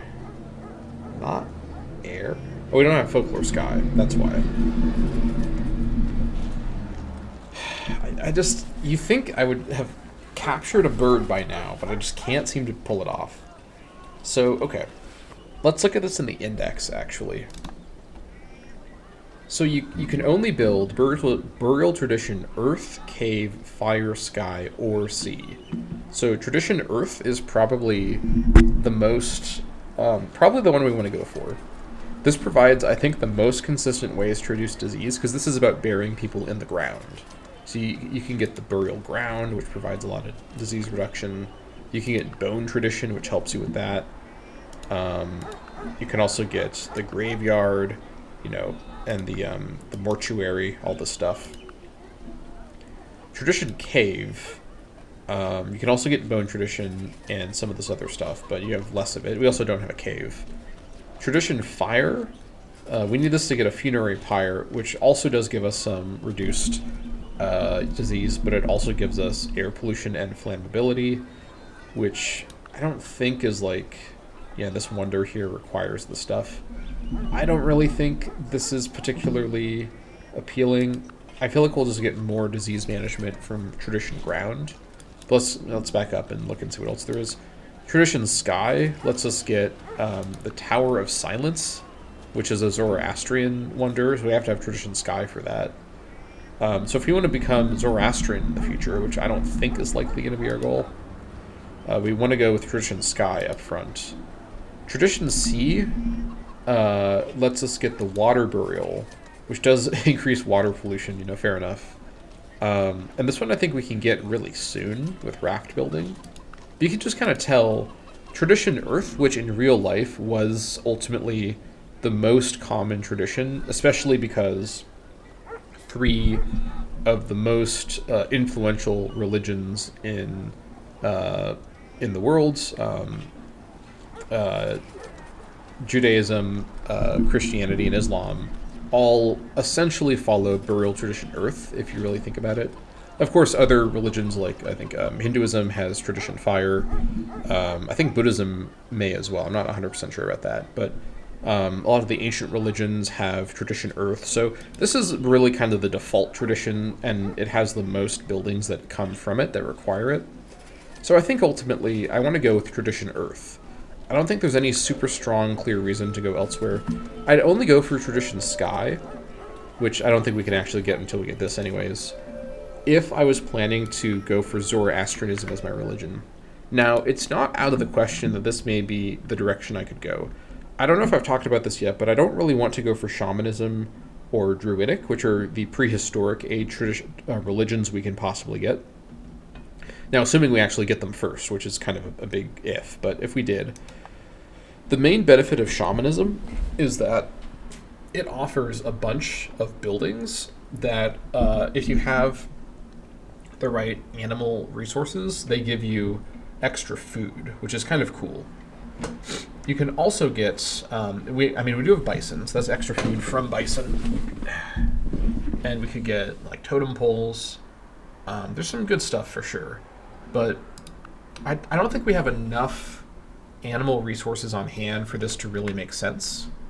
The alternative one, druidism, is sort of like the plant equivalent, where you get a lot of extra plant buildings. Now, these do provide extra research, which is actually really good. But you have to have the actual resource available in city or city vicinity. So we're not going to get all of these. And I think ultimately, for as much as these could be kind of interesting, I'd rather wait for something a bit better. Now, another early option that I think is actually a bit better is Tengrism. Tengrism, I think, has some pretty cool stuff going on. You get bonuses to your mounted units. Now, does mounted include mammoths? Because that is an interesting thing I just thought about. Let me actually check. I think I know how I can find this. Units, prehistoric. Neanderthal, mammoth, rider. I think this is considered a mounted unit.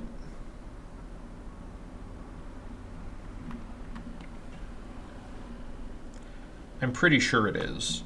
Which means going for Tengrism for like a mammoth build could be kind of interesting.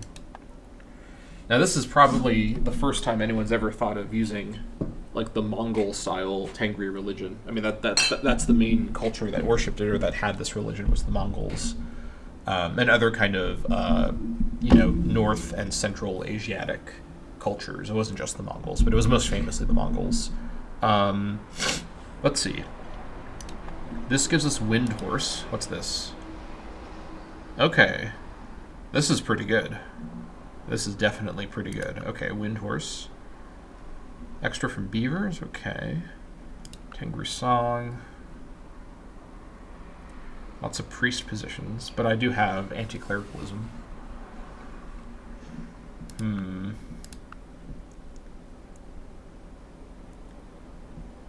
The Tengri Horse Trainer requires horse, which we don't have.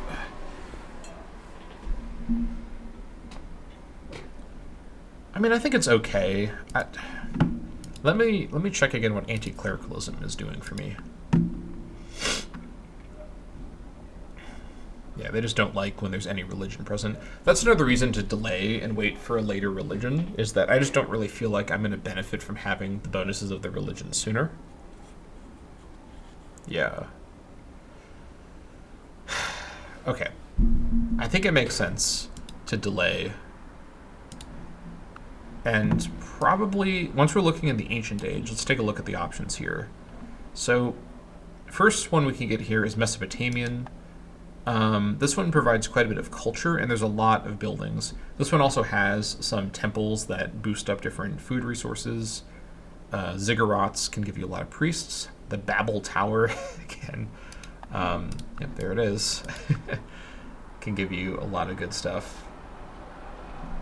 This is like the Great Temple or whatever for this religion.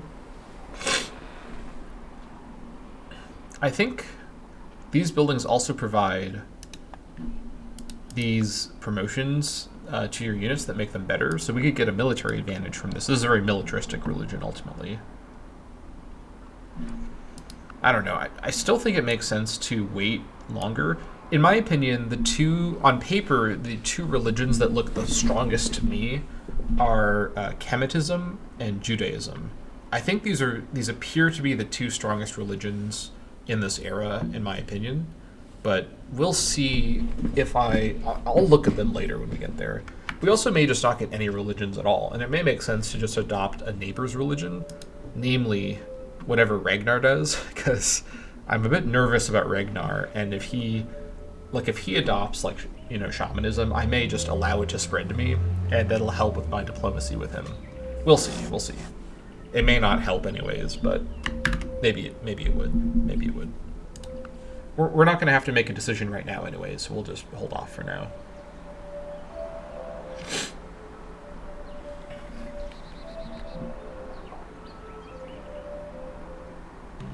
I also just realized I didn't even bother to add this to the queue.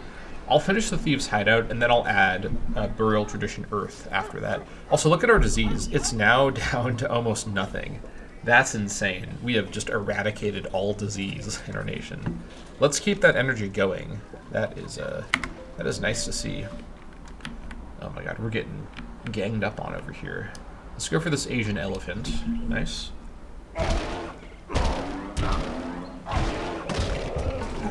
Subdued as well. That's quite nice.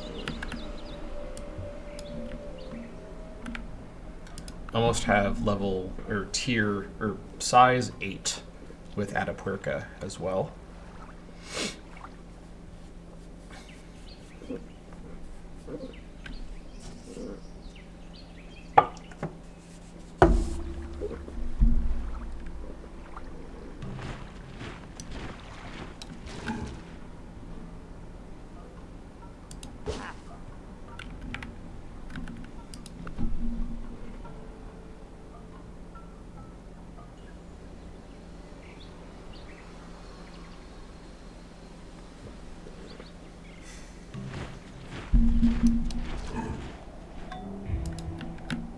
Mecca had an earthquake. Okay. Floods near Upsalier. At least we get to see the AI. Oh, they got a Great Hunter as well. We get to see the AI suffer from these events as well. Again, you know, the fact that the influenza event won't hit anyone may also make the game harder for me in a way, but it will make it feel less frustrating for me, which is ultimately what I really care about. Alright, Hatter is done. Let's get the tradition. Well, I don't know if it's actually quite as urgent now.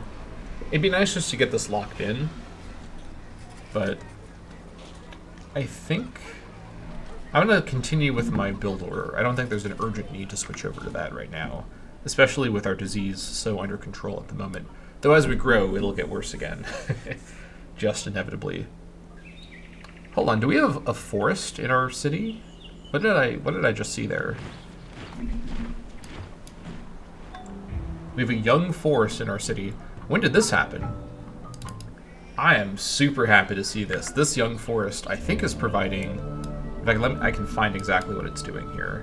Landscape, terrain... that would be features. Young forest. Ooh, yeah, look at this. Reduces the air pollution, provides extra health. Okay, defending units give strength. Yeah, +1 production. But it's going to grow, literally, into a regular forest. Hold on. Yeah, and because the city was over 3, it won't be destroyed by this. So another 1 production from that, and then an ancient forest. 1 production, 1 food. That's a really, really good bonus here. So now we're at a 362, and we have a bit more defense locally, which is great. Love to see it. Love to see it. That is a really lucky... I think it may have spread from this forest over here, but that is a really lucky development. I am happy to see it. If only it could appear on my other tiles too, but I will not push my luck with that.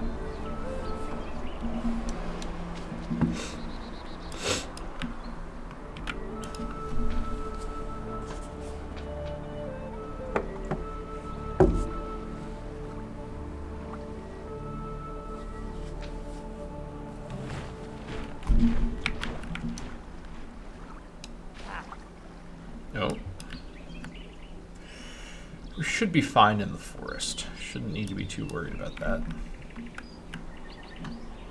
Come on, don't give up now. You're almost there. Size 8 next turn. Excellent. Love to see it.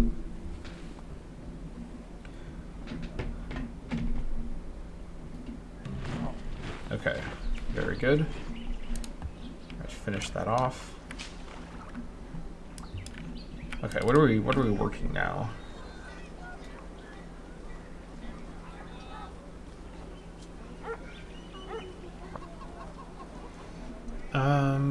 Okay, so 31 versus 30. So 37.71. 36.33. That's fine. For the extra gold, I think it's worth it, especially right now. And extra happiness is kind of nice as well, too.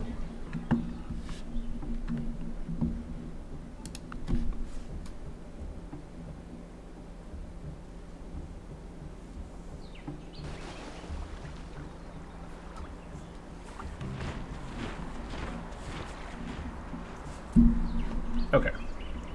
All of you.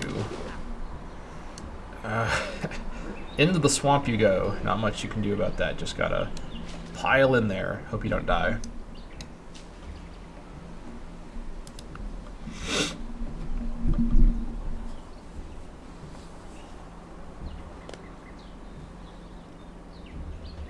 Alright, just try to get through. Alright, black Caveman. Nice.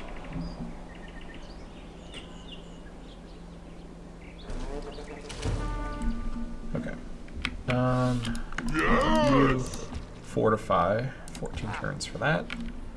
Alright, the trail is continuing. Fortunately, I don't have to pay for the trail. There's no upkeep for it. And while human barbs can pillage it, I'll know if there are human barbs around here because I'll get the pillage notification. So it almost acts as a kind of early warning for me, if anything else.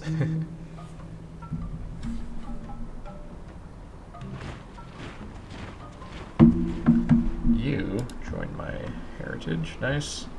Alright, you go up here. Ooh, Moa as well. And more mammoths, too. There's a lot of mammoths over here. This is actually kind of interesting. We may face Montezuma with mammoths. Well, not hopefully face, but we may encounter that. We may see that Montezuma is able to get mammoths, is what I really should say.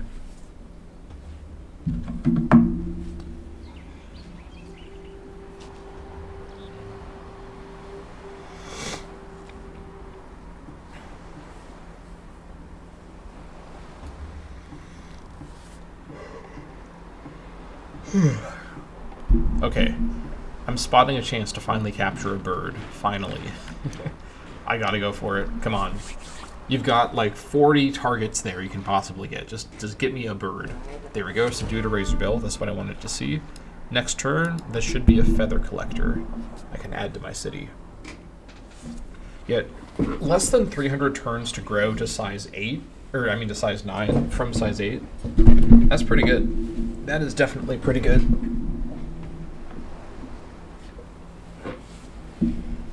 Okay.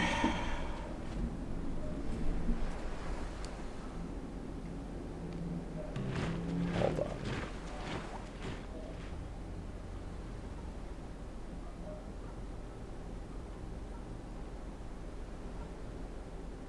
Let me just check something really quick.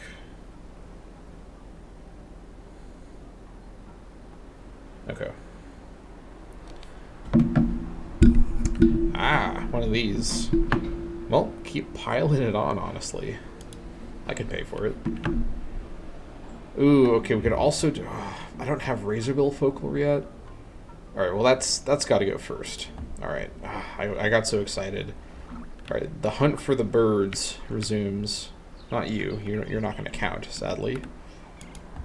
You heal up. I thought I had finally gotten my feather builder, but I need to get the Razorbill heritage first. It is what it is.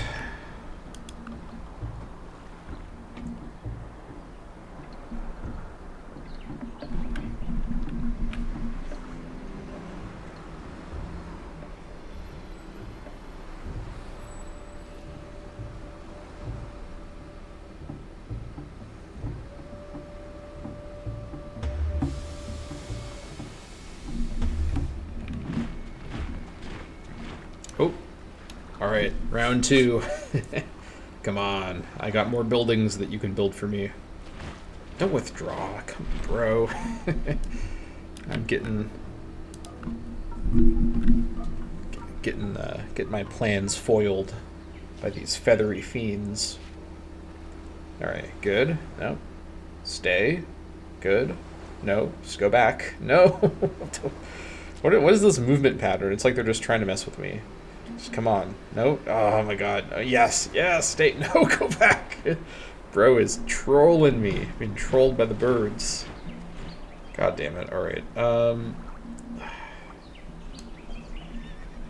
Let's just get some XP from the cave lion, I guess.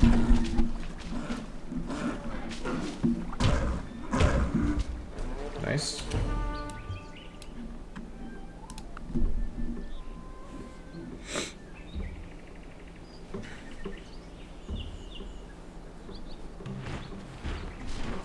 Okay, very good. So once we have Combat 3, we should be able to get March. I also obviously see the benefit in Hillsman and Forestry, but I think getting, you know, honestly, I do think, because these were both enabled by getting to Combat 2, I think going for Forestry is going to be worth getting now. Because this will help with my scouting efforts. Pretty much this entire map is just covered in forest. Oh, did we lose the forest over here? I think we did. That sucks. Okay, well we had a forest briefly, and then it disappeared. Maybe it disappeared once it recalculated that there was over 3 population. I thought maybe if you didn't grow to 3 population before, it'd be fine, but oh well. That's fair enough. Having a forest in a city of that size is not very realistic, in fairness. Hold on, my girlfriend is texting me. What is she saying?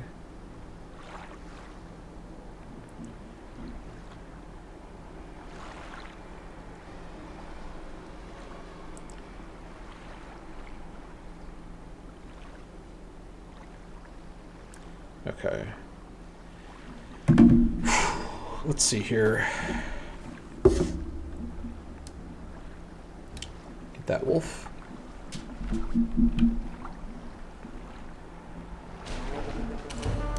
Nice. Look at that movement range. Holy moly. That's quite nice. That is quite nice.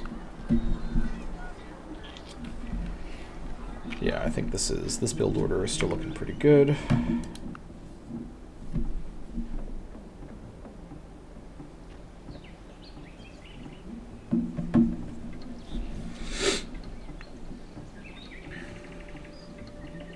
This guy at this stage is like a cave lion hunting expert. This guy's killed so many cave lions. Love to see it.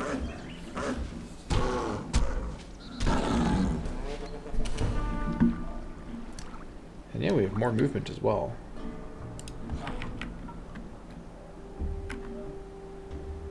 Six turns, okay.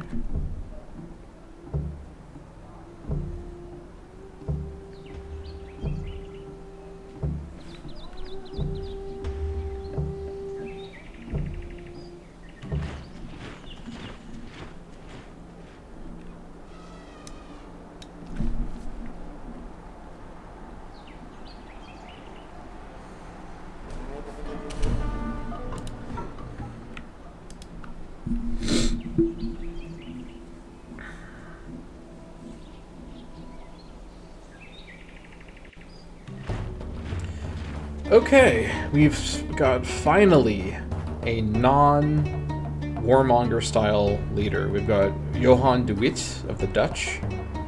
Alright. We not be haben en probleem, as it turns out. Okay, there shall be peace. Now what traits did you exactly pick up here? Let's see. Johan de Witt. Negotiator. Hallelujah, we've got ourselves a friendly civ. Just on the other side of the planet. Well, hold on. We don't know exactly where they are. They may be close. No, yeah, they're basically on the other side of the planet. Ah, that's great. You gotta love my luck. It is nowhere to be found in this campaign, but that's okay. That's part of the fun. This has been one of my least lucky campaigns ever, but it really makes every victory feel even sweeter. I certainly am happy with that.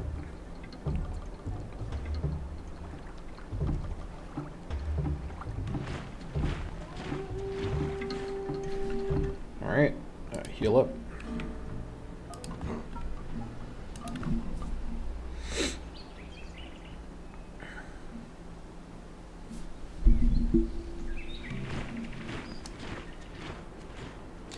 Why not? More penguin action. Let's get this guy. It's like I'm seeing every kind of bird that is not a feathered bird that can build me a feather constructor. Get out of the water. Like, come on the land. Like, there's like what do you guys eat? Like bugs? Like, there's bugs in the land. I guess they might be catching fish. Which, you know, fair enough, I suppose. But surely you guys are gonna come off the water soon, right? That would only be fair. Come on. Come on. I know you want to do it. There's so much cool stuff for you. Ooh, I don't think I have beaver yet. Let's go with the beaver.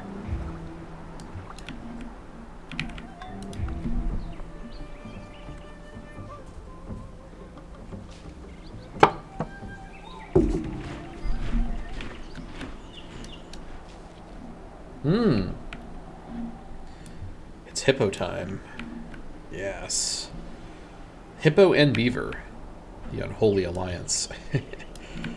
Okay. Yeah, let's continue along the coastline here. All of you head here. Did the route get finished, or did they just get scared by the gorilla? No, the trail. The trail is done. It's just impossible to see. But it appears to be here. Yeah. Movement route 1 for trail. Okay.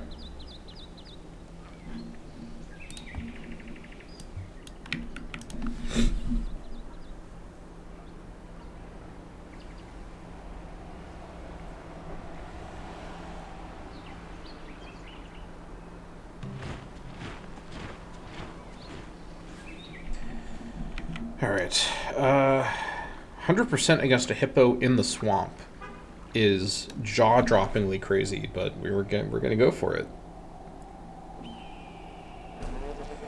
Holy food, 1296. That's a lot of food. You get whopped good. Do Meat not is back on watch the out. menu, boys. Alright, very good. That's the jeweler just about done. I'm gonna guess we're gonna get some overflow gold after that. And we subdued him as well. Nice. Love to see it.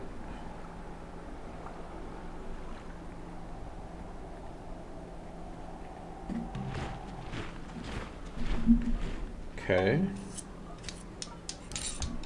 Or the overflow went over there. Nice. Also, our income is finally better again. That is good. That is very good. Keep it up, though. That's for sure.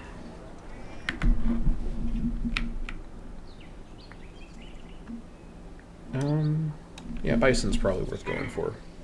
In the forest as well. Nice. Another 400 gold. Head over here. Don't let that beaver escape.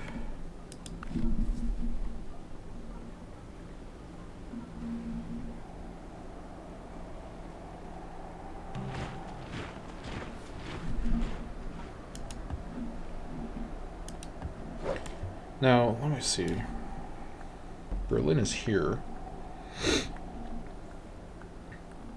This is about other side of the world from me, more or less. Okay, yeah, so I think we're probably okay. I'm contemplating some sort of strategy where I actually do an early invasion of Germany. Not necessarily with the plan to conquer him and like take his territory. It's way too far for me for that to make sense. But rather to just kind of try to do some game ruining, damage his territory, maybe destroy his city, possibly just kill him, but at least really damage him so he loses his spot as the score leader. The issue is, number one, he probably can just beat me no matter what I do. If your tattoos could remember and speak why they were conceived, what would they say? Moreover, would their purpose be fulfilled in the future, or forgotten as your road of life experience transitions like a pendulum? The other reason why I probably shouldn't do that is I just don't... So number one, I may not be able to beat him. Number two, I just don't think the resource investment to do this is worthwhile. Yeah, to be honest, that is kind of the main reason. Let's see. None of this would help me right now.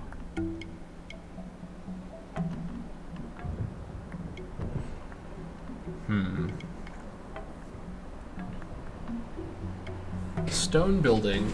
I don't have stone, though, is the issue.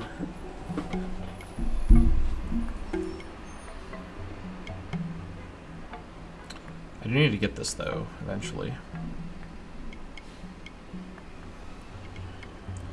Okay, how about this? Let's go for spearfishing. I need raft. Yeah, let's get raft building first. I'm not going to bother building any rafts because they're just so insanely slow. One movement per turn. I'd rather just wait for boat building and then build a Neanderthal kayak. The canoe is the stronger one, but the kayak has good movement. Wait, no, hold on. No, it's the canoe that has good movement. So let's build, and the kayak is the stronger one. Wait, no. Yeah, the canoe is the strong one. The kayak is the movement one. I keep getting those mixed up. I do need prime timber, bamboo, or wood. I think I have wood, though, from wood gathering. Either way, I do want to get... Where was I? I want to get the spearfisher, because that plus the other thing that I could build right now, the coast bonus building. What's it called? The fish traps. I think this makes the coast tiles have one more... Yeah, this makes coasts have one more food. That plus the spearfisher turns these unimproved, like, random tiles into 4-1, which is worth working with my pops as I get more pops. And so with that in mind, I think next is going to be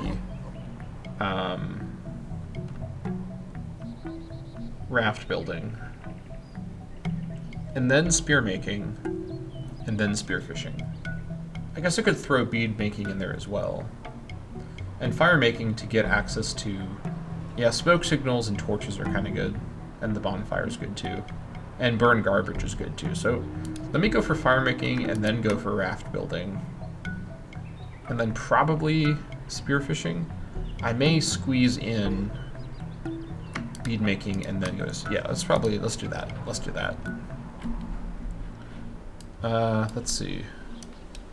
Oh, I meant to actually go for the beaver. We found the Dutch, though, so that's good to see. We should be able to go for the beaver next. In fact, I think I'll move back slightly. I want to catch this guy.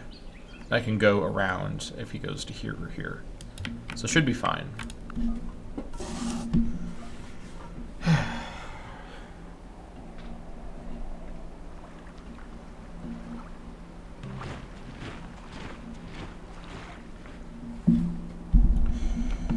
Alright. Come on. Let's see it. I didn't capture him? Really? Jeez. Okay. Netherlands might be the actual loser in the game. Like, they've got the lowest score. I'm guessing they're not doing too well because of their rough starting location in the tundra. Yeah, that's it's pretty unfortunate.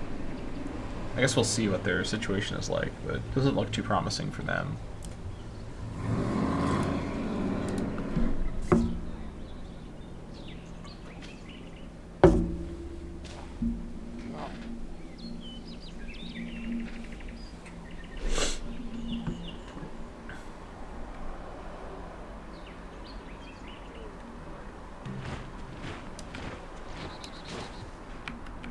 Okay.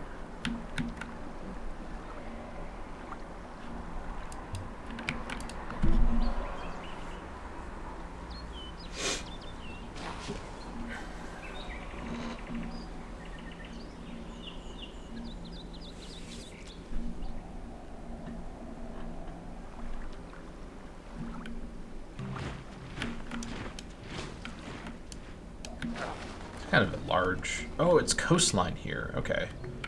I guess that may make sense. So maybe the coastline's like this? Interesting. And that is what's going on. Oh, I've got 0.1 more movement. Okay, if you say so. I'll take it. Yeah, we're not going to be able to see you down here for a while. That's fine. Ooh, yikes. Obsidian axeman and swordsman. Let's keep a big distance from that guy, that's for sure. That could be quite scary.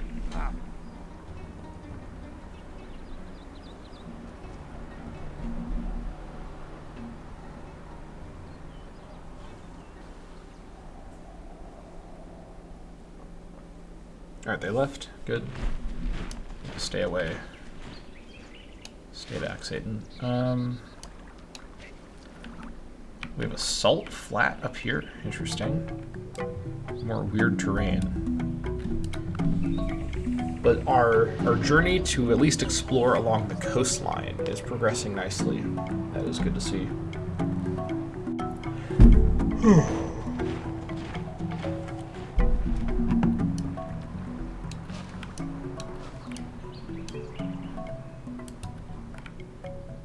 Trouble making exile in our city again. Aha. Interesting. Well, without the ability to build criminal units as Neanderthals, I don't have a lot of counterplay, so that's a little annoying, but it is what it is. Alright. Let's continue along here. We're almost to whatever is over here. I thought this was like an island, but maybe it's the edge. I mean, could you imagine if you controlled this? This is like the Bosphorus over here. Like, you get this big inner sea, and then you get the outer sea. Now, in fairness, this area is blockaded by ice, so this does not really lead very far, but all the same, this would be a very nice location to control for me.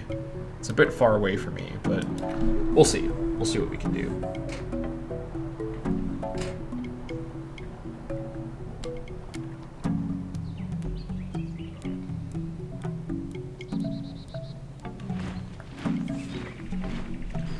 Okay, salad and finished Cactus Hill. Go for the elephant.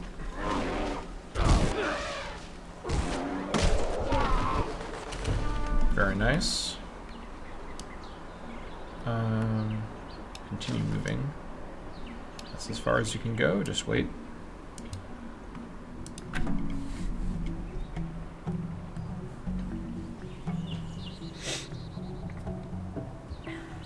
Ooh, I'd like to get one of those foxes. Oh, get out of the way. All these cats are blocking the way. Let me attack a fox. Oh my gosh, it's like the cats are getting stronger and stronger. You get like 30 different big cats just came on to stand on top of the foxes. Block my way. Alright, well, never mind. We'll just attack the gorilla instead. Overflow gold. Nice. I suppose that's fine. The fact that I can't attack again is annoying. Let's wait. Alright, this route is done. Almost, actually. One more. Let's go over here.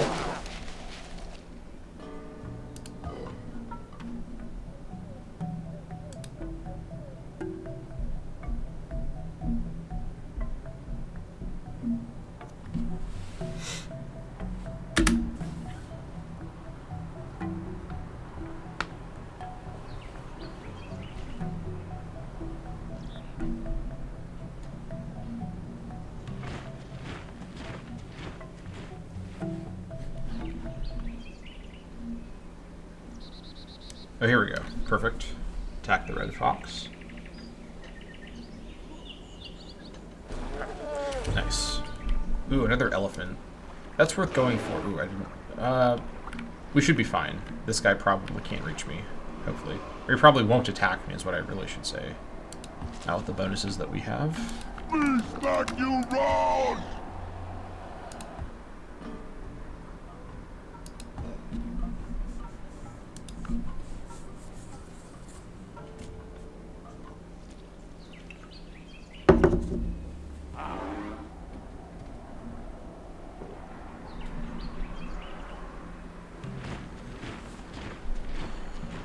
Okay, elephant has left, but that's fine. We'll just continue along. There we go. Finally, we can build the fox dance after such a long time. Glad to finally get that built. And only, I think now 2 turns after the end turn, so really 3 turns is what I should say, until the great person spawns. It's probably going to be great engineer, but it could be something else. Ooh, nice. Very good. Heal up for a turn.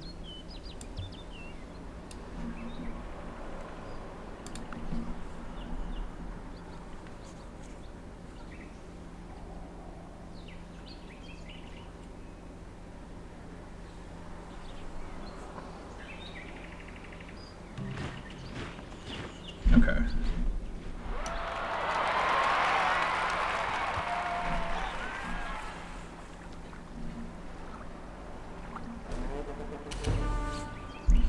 And then just wait on here.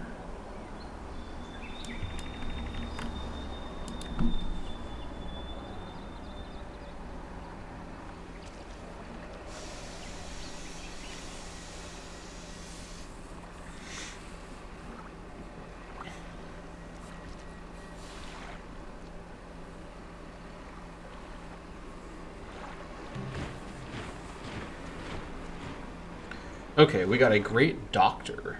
Very interesting. I was not expecting that. Okay. I really thought we'd get a great engineer, but that, what was it, like a 14%? That must have been for the great doctor. That's the good stuff! Not so sure about this, this picture here. Are you a real doctor? I don't know about that. Okay, here she is. Okay, so let's see what we can do with this great doctor. Nope, don't do that. So let's see. So we can add them as a super specialist, which gives us food and science. Is that no? That's just a regular doctor. Okay, so they can join as a super specialist, increasing food and science. They can construct universal healthcare. God, I wish that could happen in real life. I don't know what this requires. We'll look at that in a moment. Requires liberalism. Okay, well, never mind. We're not going to be building that for a while. So it's probably just super specialist time. I could also start a golden age, which is tempting, but I don't think so. We could unlock woodworking. Wait, no. Fire making? Didn't it say woodworking a moment ago? Am I out of my mind? Oh, it like changes when I go over it? That's really odd. Yeah, like look, it's woodworking, take it off, fire making. That's really strange. I think I will join as a great doctor though. This is gonna give me so much disease reduction and a bunch of other bonuses that I like. So let's go ahead and do that. Super specialist it is, and then you can join the heritage. Fortify until healed. Meanwhile, I think it may make some sense to switch off this doctor specialist for something else. Well, the bonuses are still probably worth it, though. Priest is not worth it. And Citizen is less valuable than this. Yeah, I think that is fine. Once I am able to get a cottage built here, I will move the doctor worker over to that. So that is going to be fine. 7 turns, okay.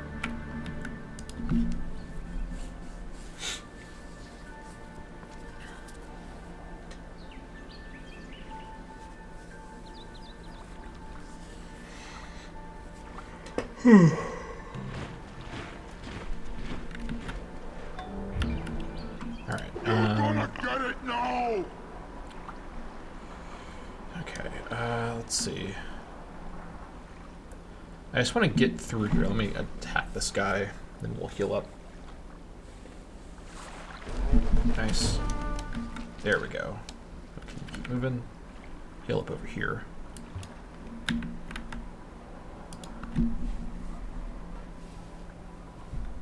Yeah, I feel a lot more confident with our great doctor super specialist. It's going to provide a lot of additional disease management. We can grow quite a bit now, fairly safely. How is Germany at this much? This much, like power, just insane. All right.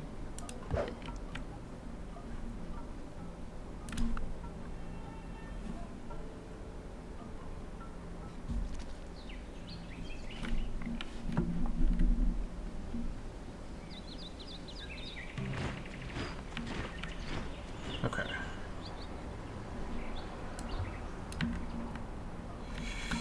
Someday I'll kill that manta ray. Someday. The moment I can enter the sea, you know the first thing I'm doing. It's manta ray death o'clock. All times of the day when that happens. Alright.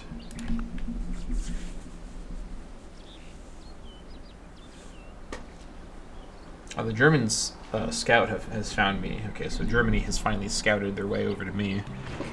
Don't love that Germany knows where I am, but what am I going to do about it? Nothing. Ooh, possible direwolf capture. That'd be quite nice.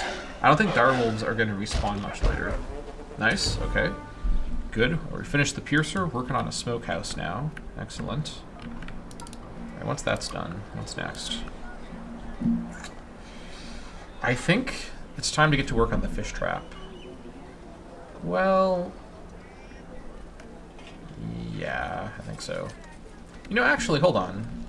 Let's close out our culture progression here with tree carving, and then the sand painting, and then the tumulus.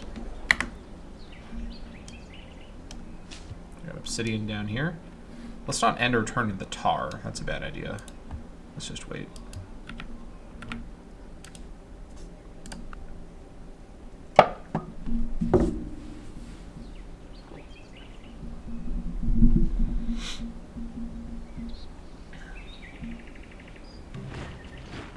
Okay.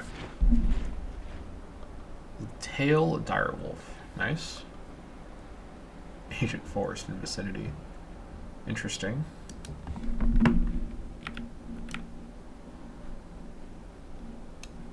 Let's heal up.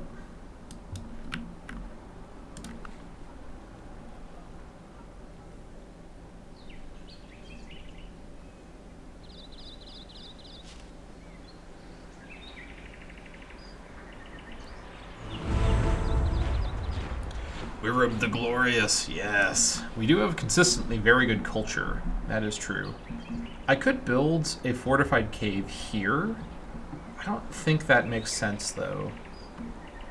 This should probably... I mean, the actual terrain around here is pretty bad, so this city is gonna really have to rely on food support from Atapuerca.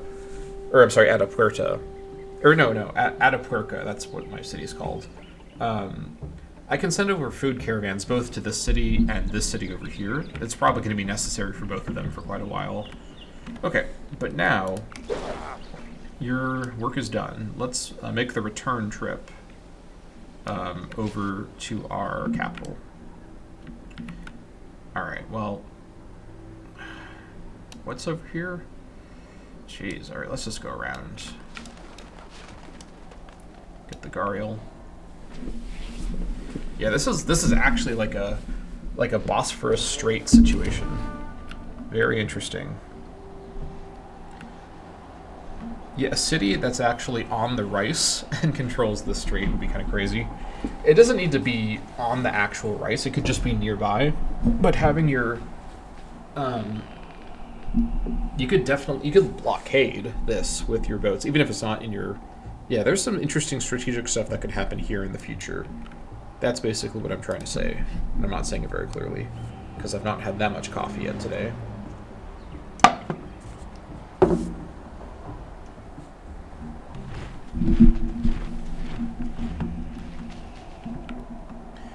Okay, we have encountered a possible issue with our return trip. What are we looking at here? Here's my best. Alright, we are going the long way round. Alright, let's go for this guy. Now I'll start scouting the interior. He withdrew into the same tile. Is that even technically a withdrawal? Alright, well I want to discover this tile, so... Gonna have to wait a turn. That's fine.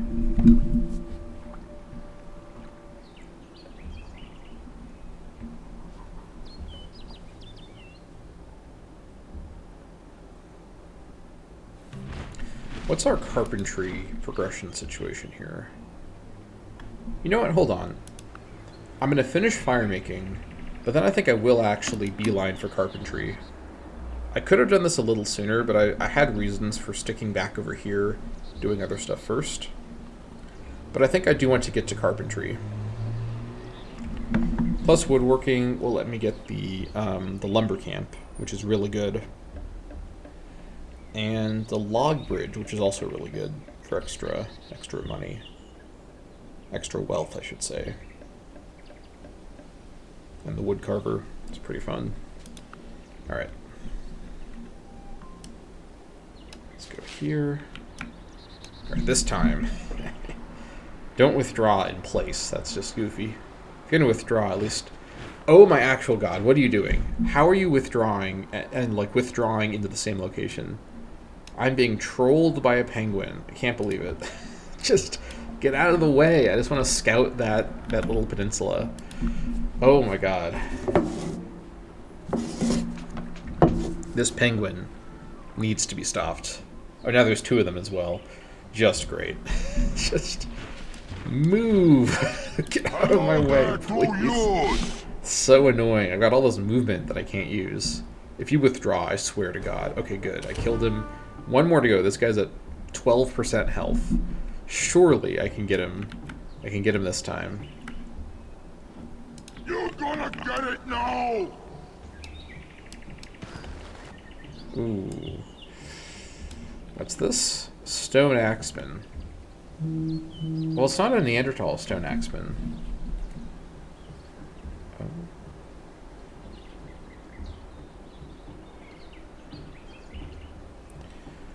My girlfriend just saw a puppy, and she's very excited. She's texting me about it. I'm seeing if she can take a picture to show it to me. Okay. I think we should be fine. We're in the forest. It's 3 of us. Oh, the horse is in the way. Get out of the way. These goddamn animals. Just let me through. Holy crap. Okay. Hold on. Yes! We're at 97% chance. Alright, come on. Let's just kill the horse. Okay, we took so much damage from the stupid horse. At least we got some good resources from that. I will take it. Alright, please. Just kill the penguin. Just kill the penguin. There we go. Okay, didn't even capture him. Oh well. I'll take it. It's fine.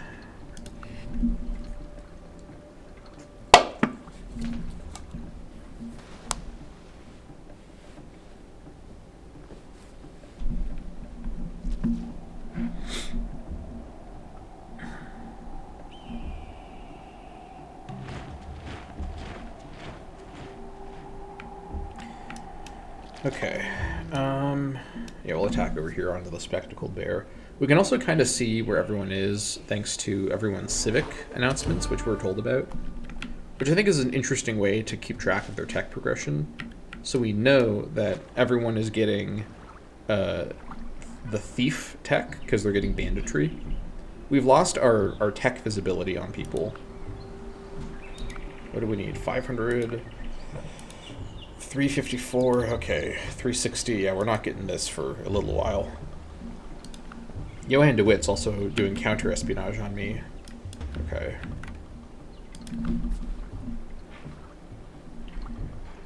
Alright.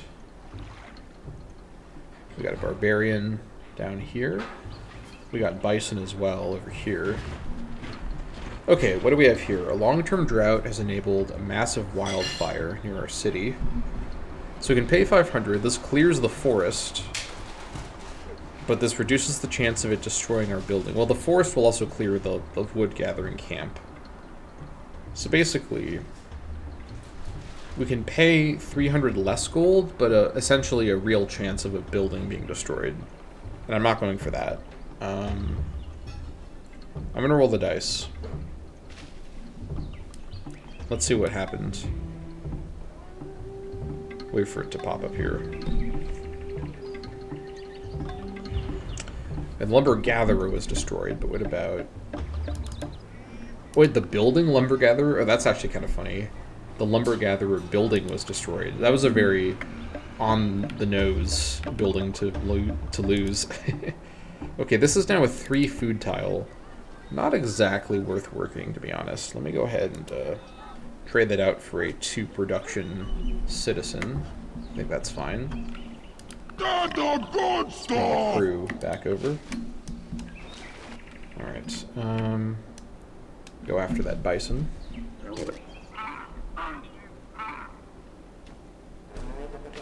Okay.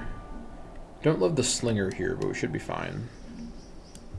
we've nearly completed our long journey of scouting. This tracker is going to come back home. He's going to be a national hero. If there was a real Neanderthal language that I could use, I'd go onto the translator and I'd find like the word for like something, and I would name the unit that. But as it stands, there's no known Neanderthal like lingo we can use. I'm not even sure where they got the name Atapuerca from. Maybe it's the location of a famous Neanderthal site. It's possible. All right. Yeah, once we get our work crew and their escort back. That is an elephant. Let's get that. This should get us fire making. Yep, there it is.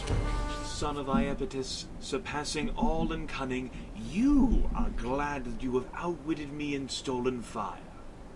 A great plague to you yourself, and to men that shall be. I think I will also get a bonfire and great bonfire built up as well. And smoke signals too. Though this needs the fire pit, which I think I have already. Oh, garbage, burn garbage is available now. Let's take a look at that. Okay, garbage anywhere is what we have right now. +1 unhealthiness, plus 2% more weariness, 25% more food to grow, which is pretty substantial, +1 unhappiness everywhere, and +1 disease per turn. Burn garbage. It reduces the food to grow by 15%, which is actually enormous, and 2 air pollution per turn, which is fine, and this gives us a civic burn trash. 2 per turn, so it's a bit expensive to do this, but it's worth it, honestly, for all the bonuses. All right, you just wait. Continue your... let's go this way. Yeah, this is fine. Found the flamingo as well. Okay. We're also going to grow over the end turn. Probably put the new character, the new worker, or I'm sorry, the new pop into the worker, into a new worker. Wait, no, it was glitched. It was not displaying correctly. That's fine.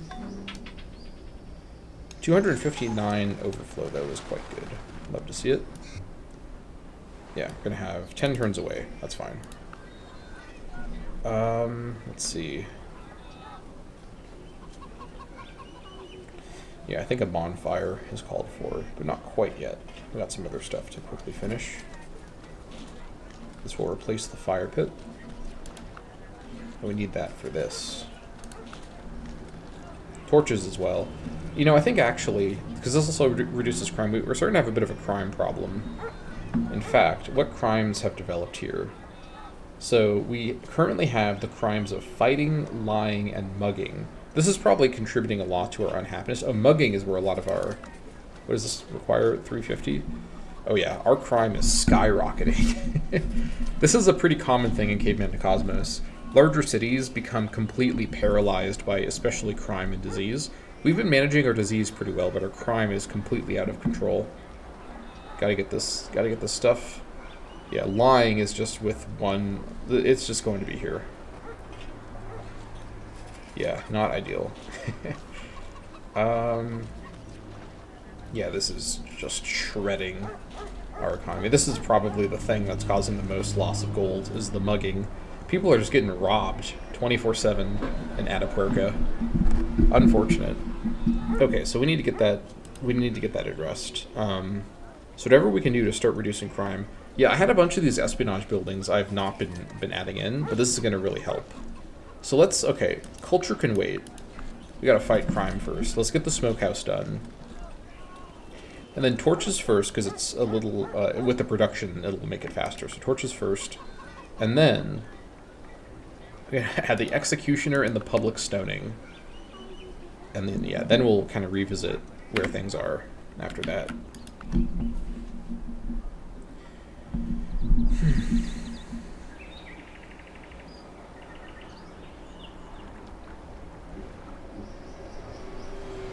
Oh, I'm seeing birds. Yes, please. Don't leave me. Come on, birds. No, stay.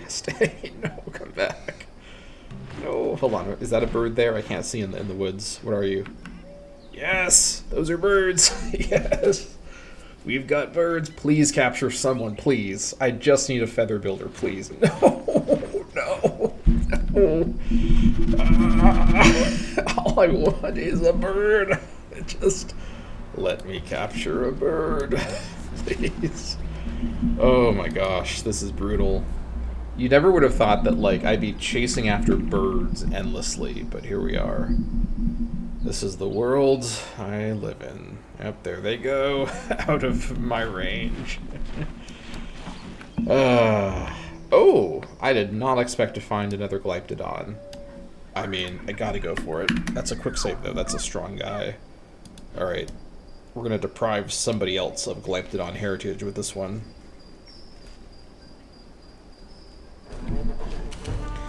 Okay. Cheetah and Bengal tiger. Alright, we're finally back in our borders. You head there. The rest of you head back here.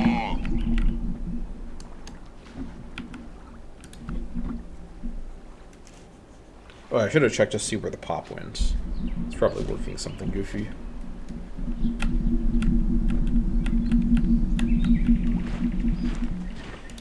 Great. Just what I wanted to see.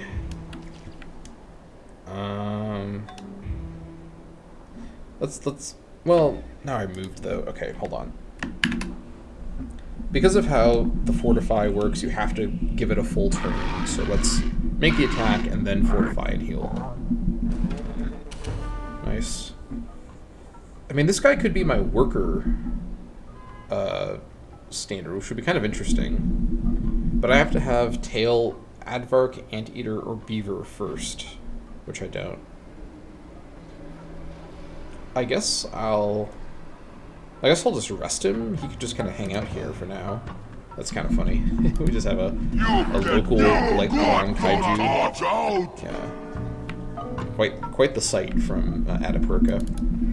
Okay. Let's see.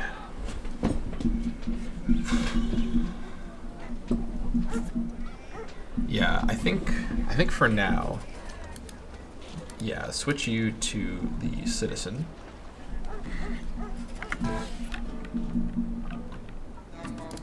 When you're growing 40 turns? Okay, I really want you to get onto that. Either onto the shrimp or onto either of the grapes. I don't know where else you would possibly go other than in those directions.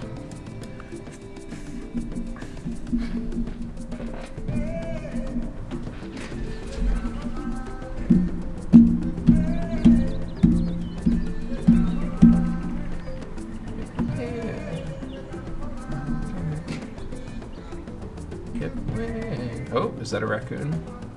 I don't think I have tail raccoon yet.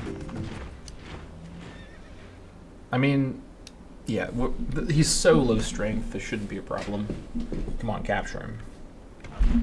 Oh my god, are you actually joking? Okay, back over here. You're going to heal up. I'm not going to risk you.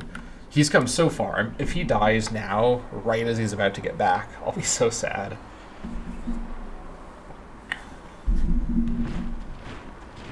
Okay, what you're going to do, just to avoid what's happened before, you're going to be sentry until healed.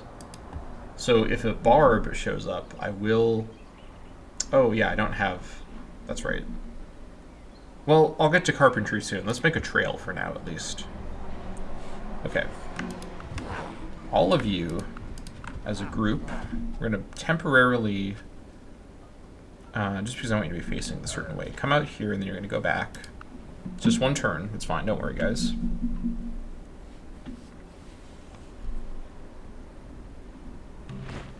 Okay, all of you, come back and face this direction.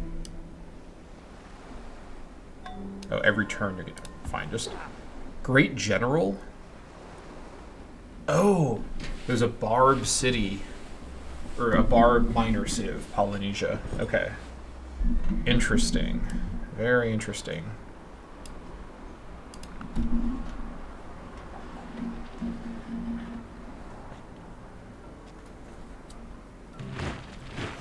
Okay. The Enforcer can also now get Armed Guard 5, which is crazy. Crazy strong. Policing, though, could be kind of nice. Is Armed Guard 5 the last one? I think it is. I should probably get Armed Guard 5, and then he can start getting his police bonuses. This guy is ultimately my, like, city garrison, like, super defender. No one's getting through him. Because at the end of the day, if I'm invaded by, let's be honest, Ragnar is going to be the one who invades me first. Or maybe Boudica, reacting to my... Because my expansion plans are just directly in her direction. Either of these people probably can just kick me up. You know what? Actually, hold on. We've got our first parity with somebody else. We're the same strength as the Netherlands, and they're the worst in the world, so make of that what you will. I'll be just defend in place, I guess. Alright. I want to figure out which civic is giving me military police effect. Is it from... Hold on, that's not the right... Let me just see if I can figure this out. Yeah, 2 cities is the maximum with anarchism. What about this with this one? 5 cities. Okay, that's much more manageable. Strongman? No.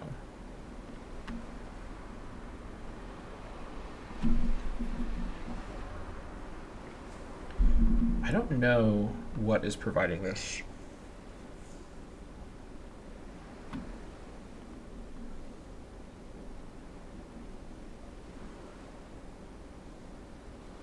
Here it is, survival. Okay. So charity, which comes with community, replaces that. We'll have to see. Yeah. The 1 per unit stationed in city is pretty substantial, so we're going to have to see once we're getting down here whether it makes sense to change that. We shall see.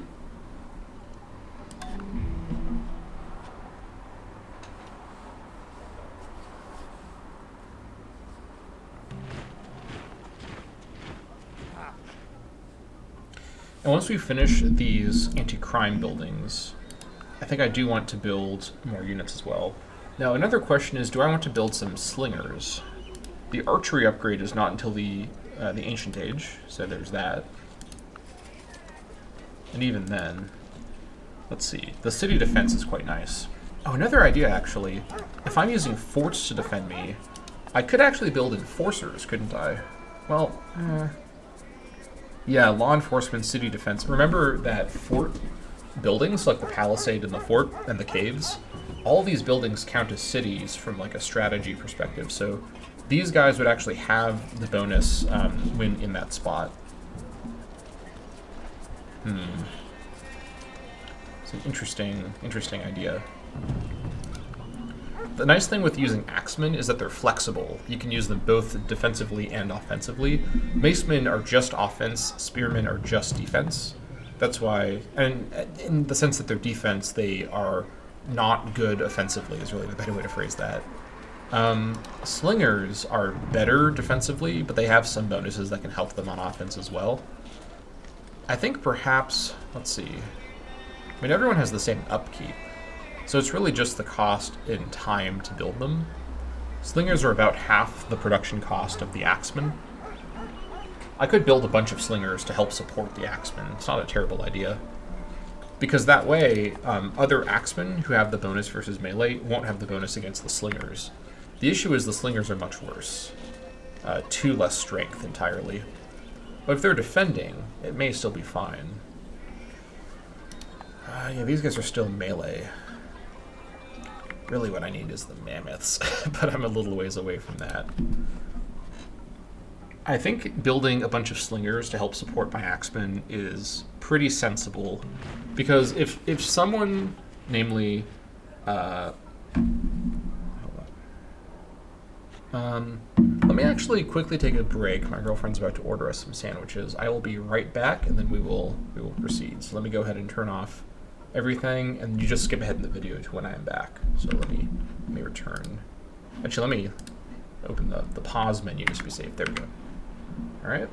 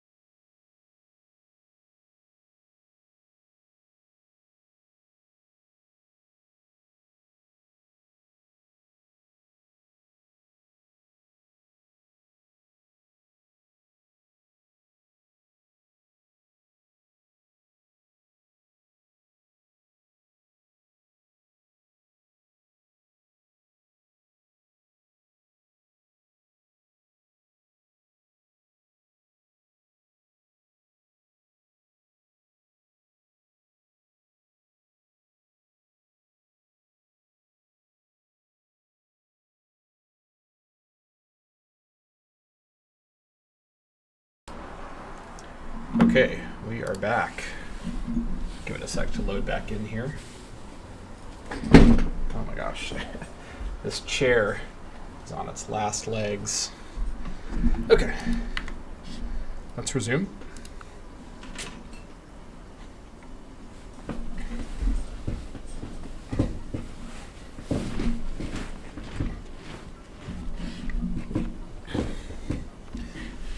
Okay. How's my tracker doing? Pretty good.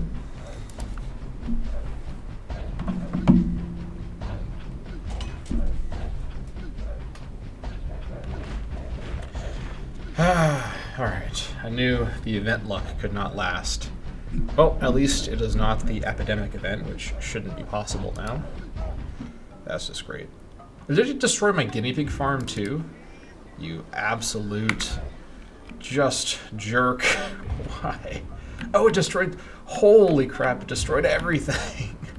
It destroyed the workshop, the guinea pig camp, and also the buffalo camp.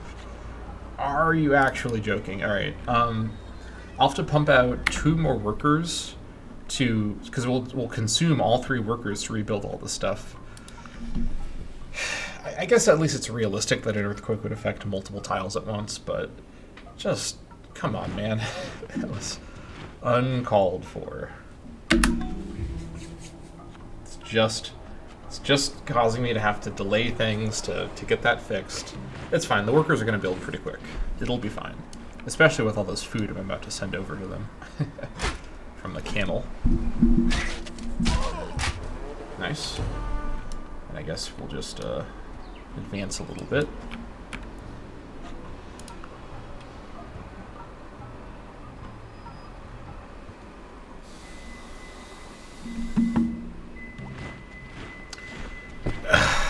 Just... why? Why are these things happening to me?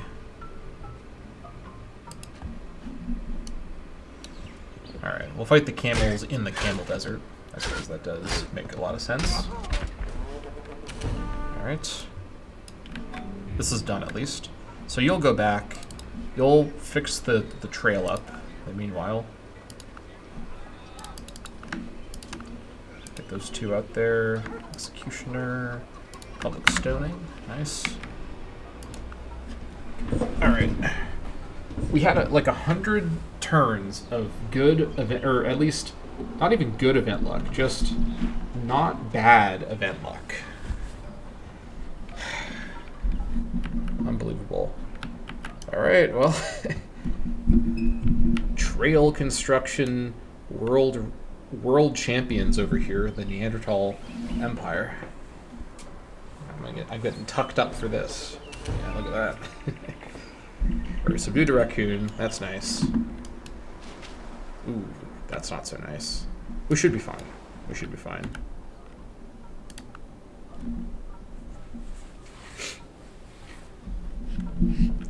I'll have to build another worker to construct the cottage as well, but that's fine. We'll get there when we get there. But you know what? I want to kill the penguin too. Boudica has barter. Okay. Now, I'm not too far away from barter, so that isn't a huge issue, but at least it shows. She's got the tech advantage on me.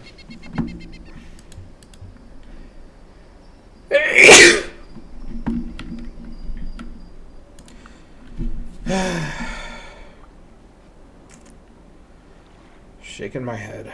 Shaking my head. Alright. Trail time.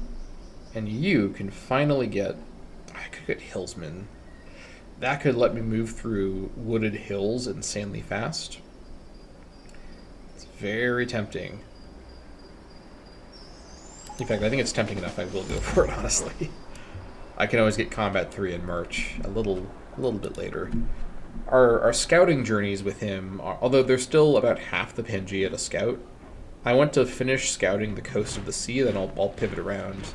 I suppose I'll scout backwards. I don't know why I pointed. I'll scout. I guess in the camera it's like scout that way. Yeah. Let's see. It doesn't matter. You go get that rebuilt. Alright. Okay.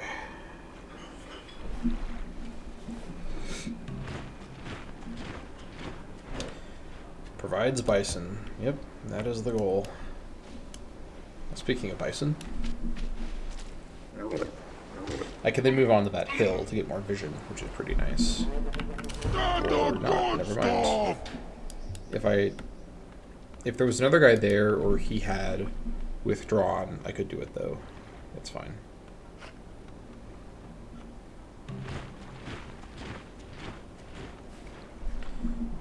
Turn into the wheel. Actually, go here. Nothing that useful to see. Again, where are all the natural wonders at? I feel like I'm still not seeing very many. They must be in the interior of the other side. Like, I mean, let's do a quick just kind of overview of the shape of this Pangea, because I haven't shown this in a while. I keep forgetting you can't see the actual minimap that is my face cam is covering. So this is what the Pangea looks like. It's just, yeah. It's basically a big oval with a central C. Not the rapper Central C, but like a C in the center. Oh my gosh. Now I've got Central C lyrics stuck in my head. Thank you, me. That guy's lyrics are out of control. Ugh. Alright, do I still have the trail? I do. Okay, good. Alright, finished working on the gatherer, work has now begun on the executioner. If I could somehow capture and execute the earthquake, I'd do it. Getting revenge for all the people who lost their jobs when all the improvements got destroyed. I'm putting the seismic event on trial. I'm doing it. No one can stop me. No one can tell me that I can't do it. I'm in charge. Although I guess I'm not really in charge because we have a narco paleo society here. Alright.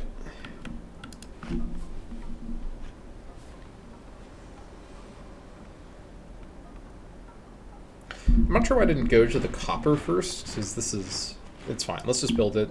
The trail builder can go over and build the copper workshop back in just a moment.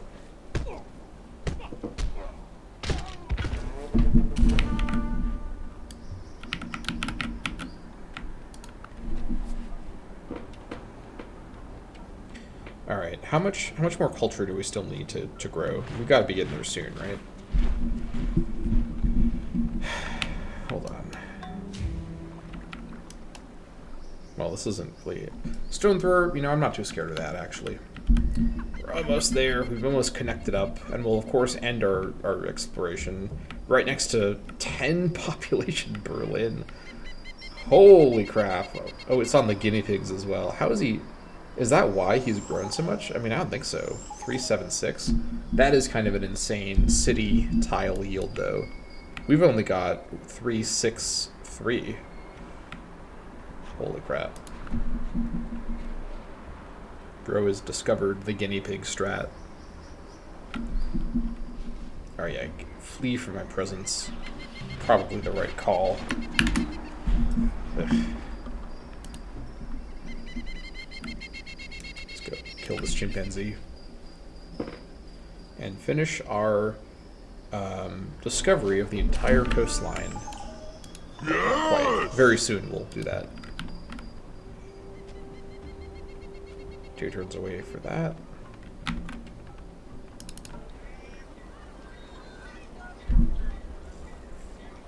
Okay. This is looking good.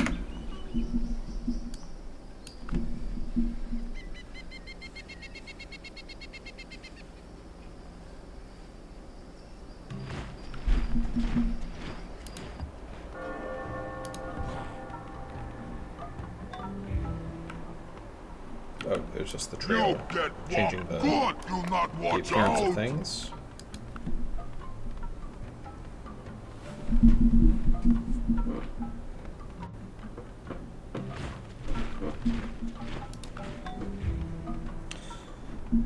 I almost said Montezuma. Is Coatl as a barter? I'm racist against Aztec people specifically. I keep getting the leaders mixed up. We have a fire on the Goody Hut Island in the ocean, which is destroying a building in our city. I don't know how that's happening, but okay. What did we lose? Let's find out. We lost the dried meat maker, I think. Let's double check. It'll pop up here. Actually, I'll just check here. Yep, there it is. Dried meat maker. I knew it. I know what buildings are in my city. I recall these things for some reason. How much is this? 11 turns. I don't think this is an urgent reconstruction kind of situation here. This can wait for later. We got other stuff to build first. Yeah, 3 and 1. Holy crap. This has got to get back.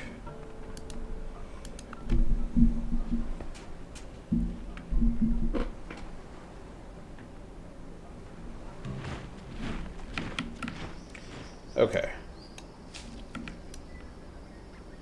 Are we going to capture a bird on the final movement we make to discover the coastline? That'd be nice. Please. Nope, but we also sort of haven't... Oh, we got a grizzly as well. I don't think we've discovered grizzly heritage yet. 10 turns away.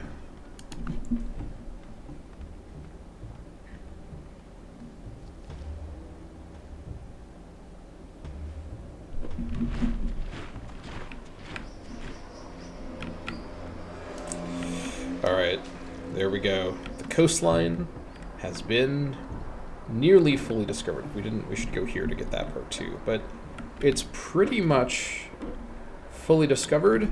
As you can see, there's a few resources on this map. In fairness, this is a very, very big map. There we go. Wait, that's not what I wanted to do. What are all these things doing? There we go. Yeah. We have to go to here, basically. Yeah, this is a huge Pangea map. Holy crap. Gotta keep zoomed in largely. Alright.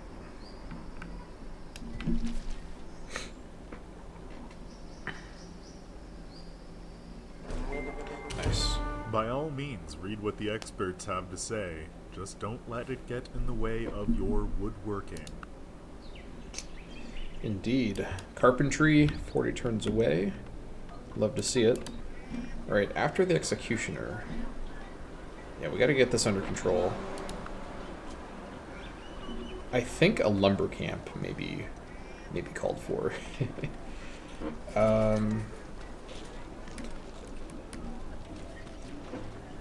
It's gonna be kind of expensive, but needs must.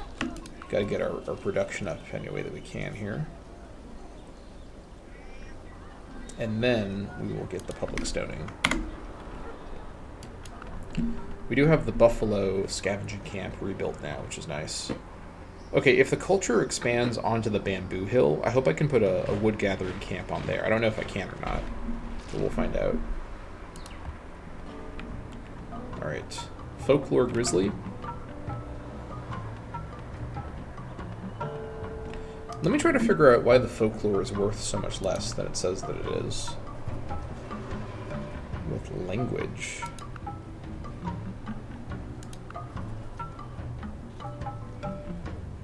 Huh? Is this why? Yeah, because then... Why does language make the folklore so much less? This is a really... Okay, you know, I think I understand what's going on here from like a game design point of view. Here's what they're trying to do. They want the folklore system to be animal specific, which means there has to be dozens of different folklores, and to also not break the entire research system, but still give research. But because of how the buildings are coded, and I don't know Civ 4 modding at all, but from like a modder point of view, this is what I think is going on. They probably can't give a building a percentage yield. It has to be a flat percentage. So like one research per turn is the minimum they can do, or it like doesn't work, or it doesn't let them. So the way around this is they make one of the earliest texts you have to get in the game language, basically rebalance this to its actual intended amount of 0.20, and then other things reduce it. And so it is actually supposed to be 0.20, but it's reduced by other things in the city that affect research. So that's probably why that is how it is. I think that does actually make a lot of sense. It's an elegant, or fairly elegant solution. Let's not be too hyperbolic, but it's a fairly elegant solution to the situation. Let's focus on production here.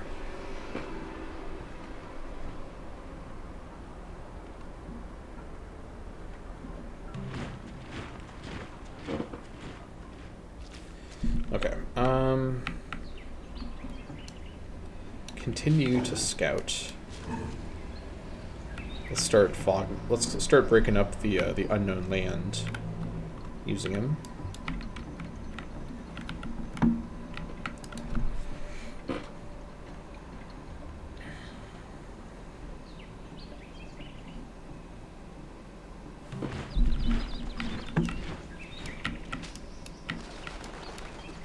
Nice.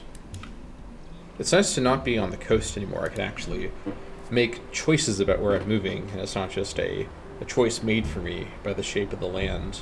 Though I'm still largely following the shape of the land, in fairness. Forestry and hillsman is such a nice combination. You're just moving so much on forested hills. Basically 3 full movements. It's great.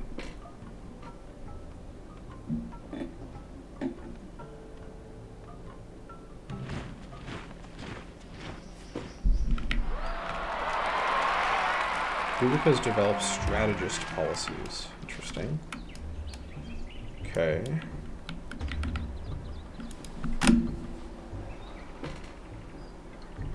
Now what's hilarious, by the way, is that ancient forest on our copper hill is actually why we're able to build the lumber camp. It's the only forest in vicinity right now. Hopefully soon we'll have some more, but we'll see. We'll see what happens. I do not know what to expect at all. Okay, let's take a look and see what we got here. Okay. I can see why Bismarck is considered the strength leader here. He's basically like 40% stronger than the next strongest, who appears to be Arabia.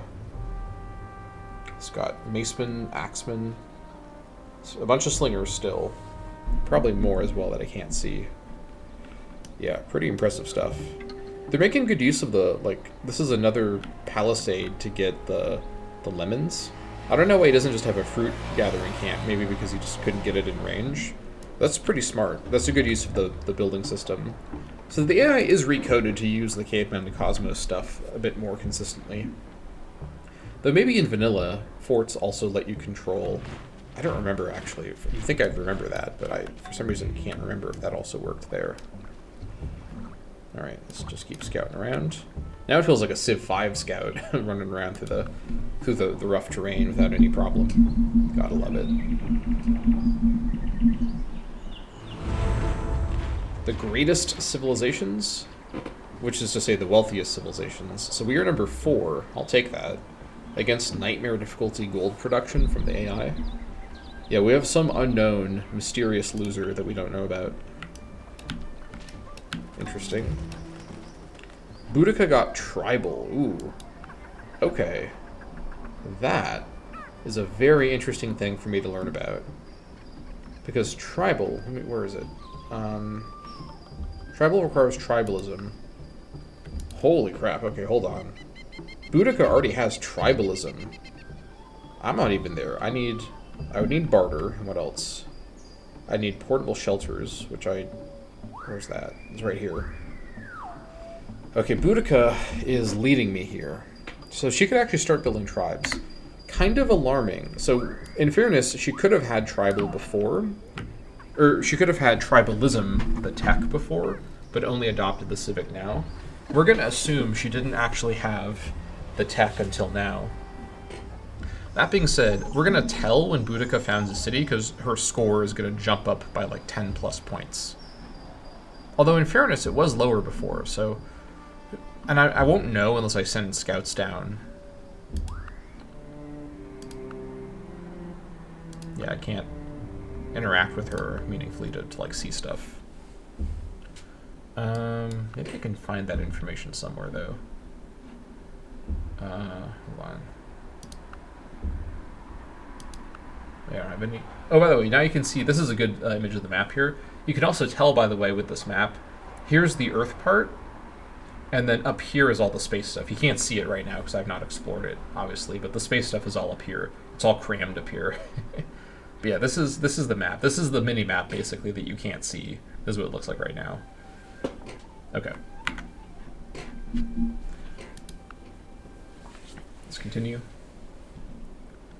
We also have another likely great hunter pretty soon.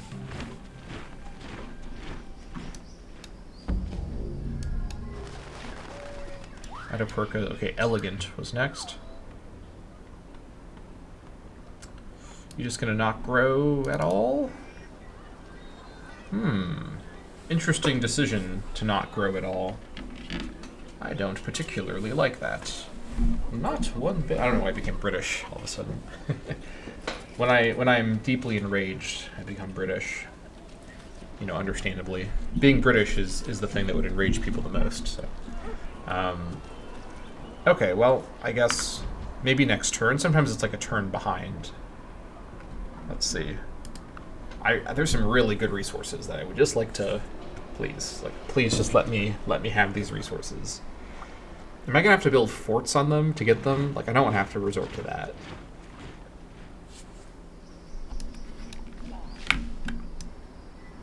I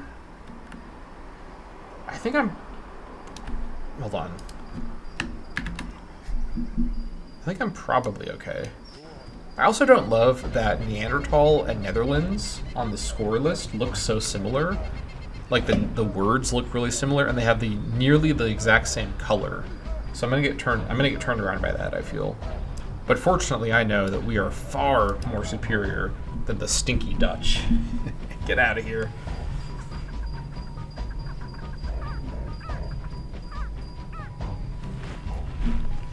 All right.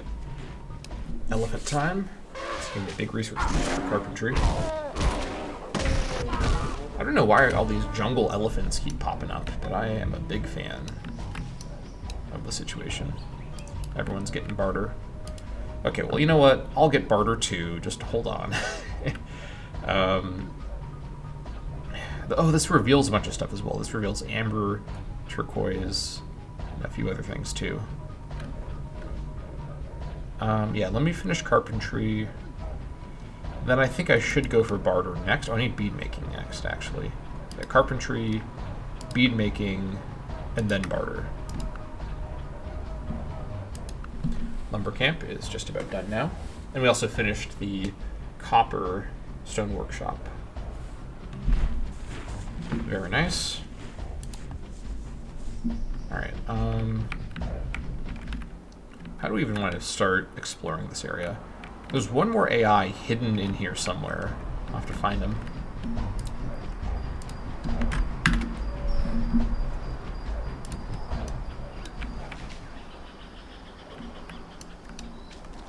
We'll just start exploring, I guess. Really all there is to it.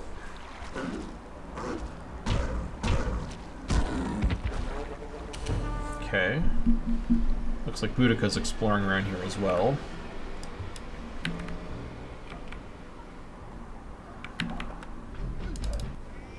Alright, much better. We'll finish public stoning, and what's next?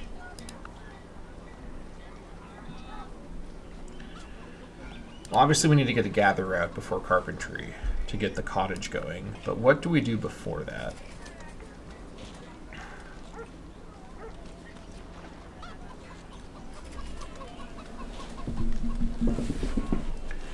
I think I'm gonna actually squeeze in jump rope and then probably have the gather after that is the build order.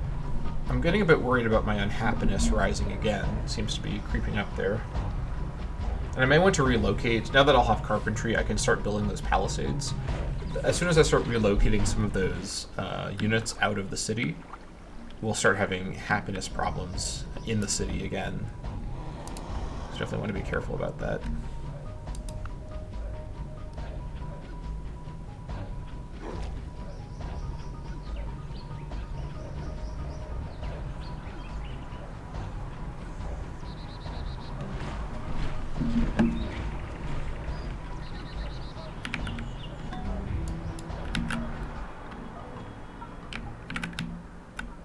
Okay.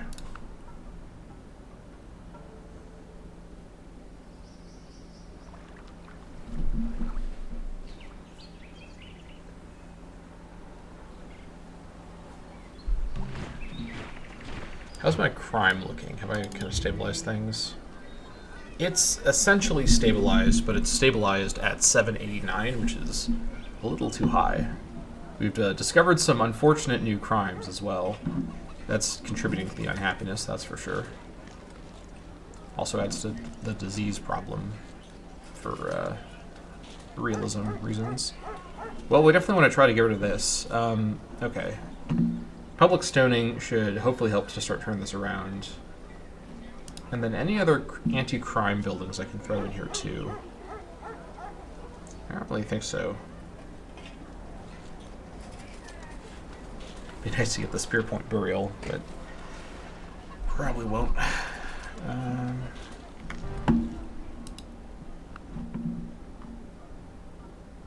Housing, Palisade.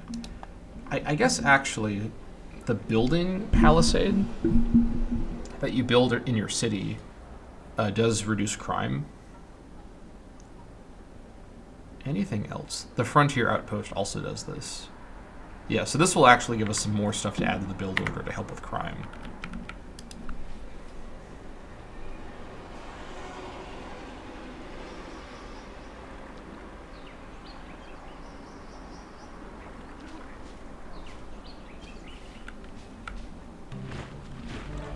Okay, let's make our way north now. Let's go for another grizzly attack. This could be quite a bit of resources for us. Nice. Subdued him as well. Good to see.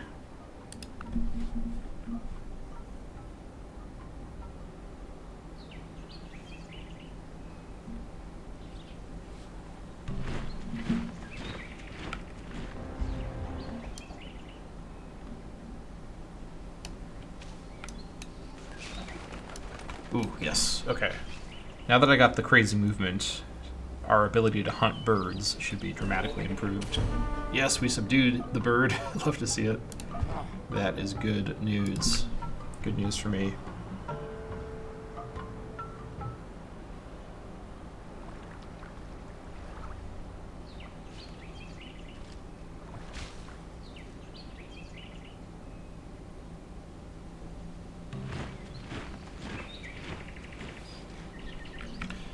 Okay, let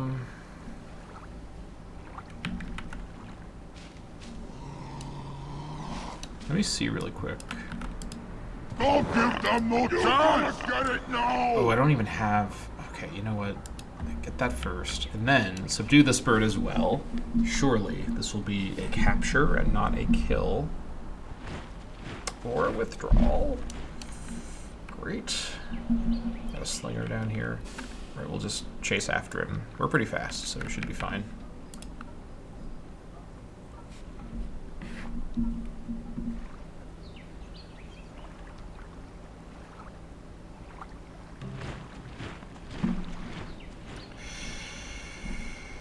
Where has he gone? There he is. Yes, I caught him. Please. Please don't withdraw. Please. Yes, I actually caught him. Oh my god, I can add Folklore Sky or the Feather Builder to my nation. It's been tens of thousands of years that I've been trying to do this. Oh, this is so satisfying.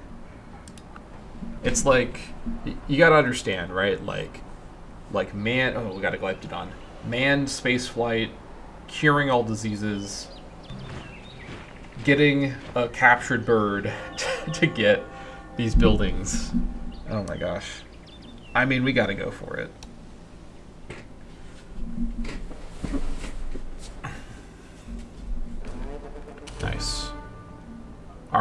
It's time for Folklore Sky. Yes.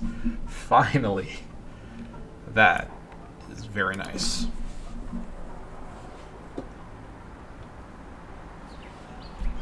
I just have to find one more bird, and we'll be able to get the feather building. Circle back around and discover all of this area over here. Alright, I don't need 2 Glyptodons here, so let's go ahead and have you join the city. Alright. Pretty much perfect timing on this as well.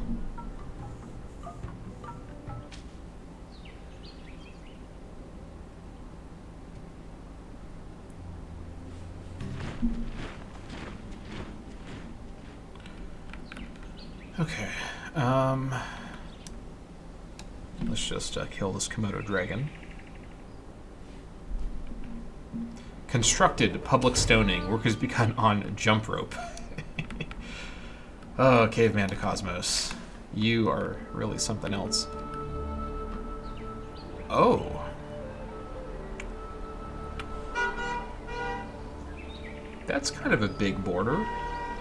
How did they do this? Okay, we're going to figure out how Germany pulled this off, because I do not have an explanation for this. 1, 2, 3.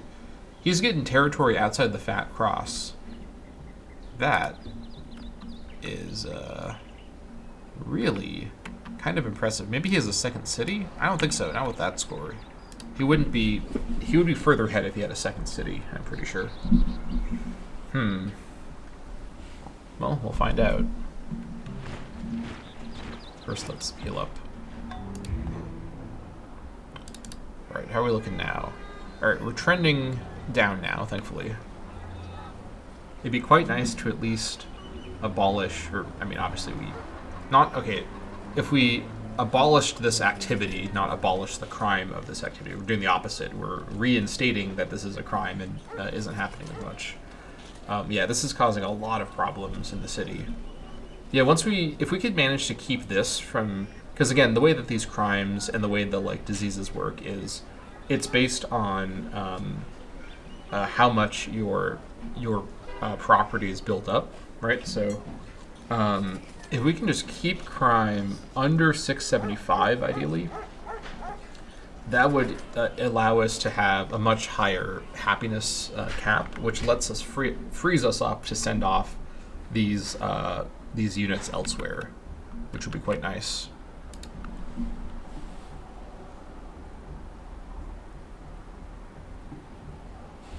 All right.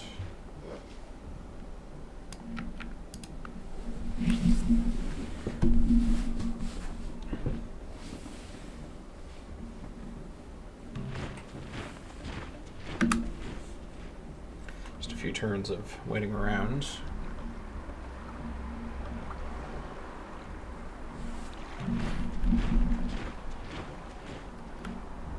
You not so top! Almost there.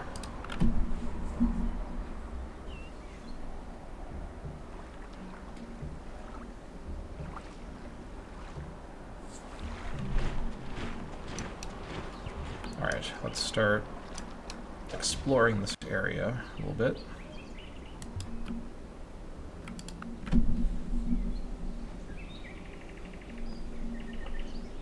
In fact, if we could get our crime like floor low enough, we could even get rid of some of the other, like if we can get rid of mugging, that would be quite nice.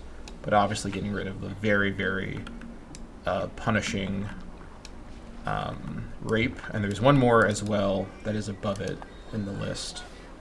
Can you show me like a list?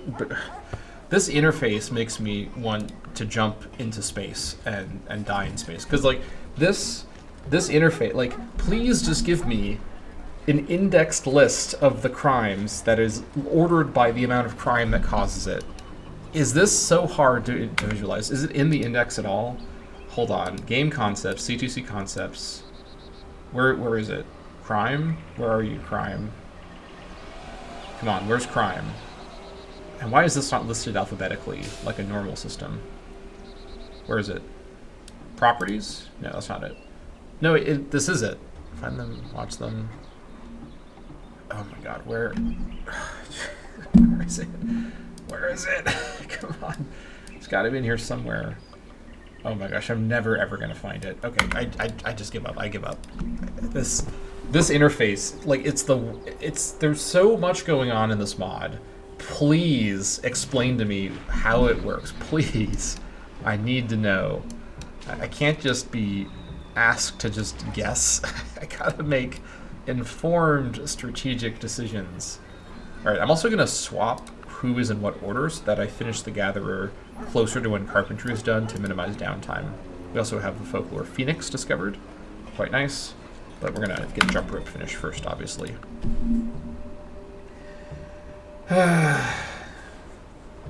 Alright, I think I can probably get the city to rest below the threshold for crime, mugging. What's the one below crime, mugging? Lying? No, not lying. Fighting. Probably can't pull this one off, but we'll see. Maybe I'm being a little too optimistic here. We're already increasing again. Alright. We'll see what the situation is.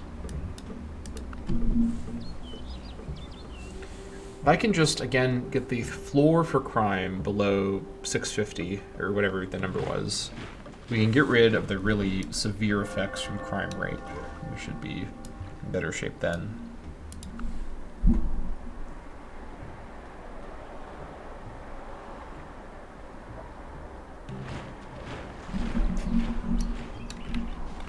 Okay. It is just one really, really big city. How has he pulled this off? I do not know what he's done to make this possible, but it is pretty impressive to be sure. Alright, let's see here. There it is. Carpenter stretcheth out his rule. He marketh it out with a line. He fitteth it with planes. And he marketh it out with the compass. And maketh it after the figure of a man, according to the beauty of a man, that it may remain in the house. Okay. Very nice. The Enforcer got the leadership promotion. Interesting. I'm not sure why that happened, but that is fine. I'm also going to quickly be right back because my girlfriend just got some food. So give me just a sec here. Let me go ahead and pause this.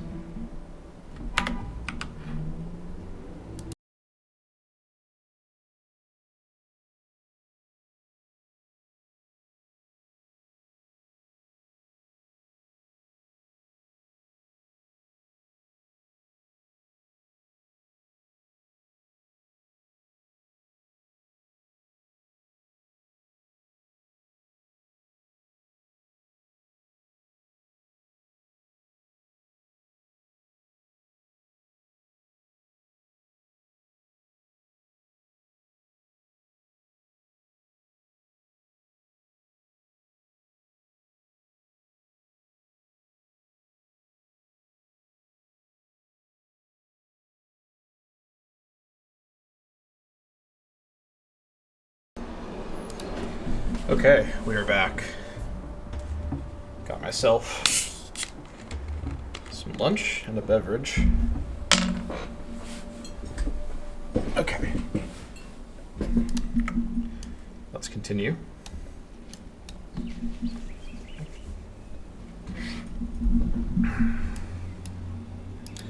Jump rope. Finish it now.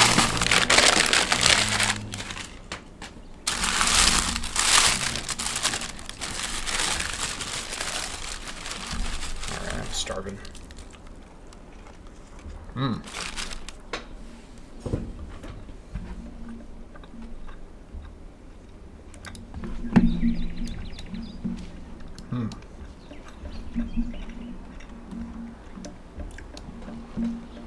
That is good. That is really good. Okay. Carpenter is probably worth going for, even with the debuff to military unit production. The 10% is obviously really strong.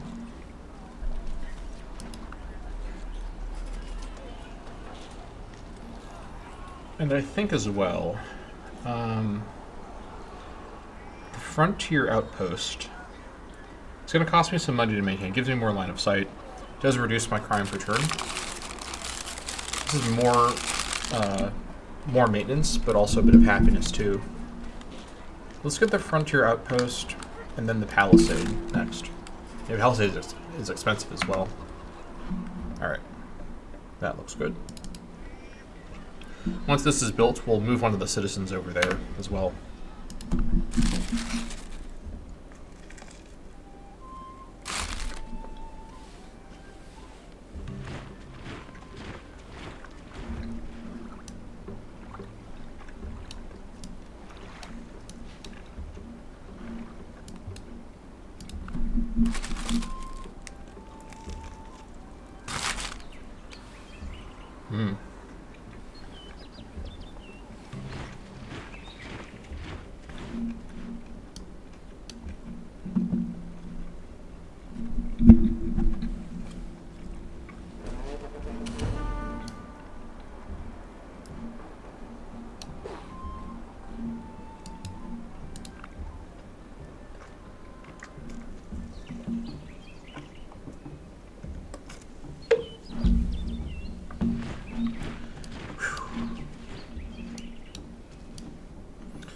Almost sent this guy on a little mission off the plan.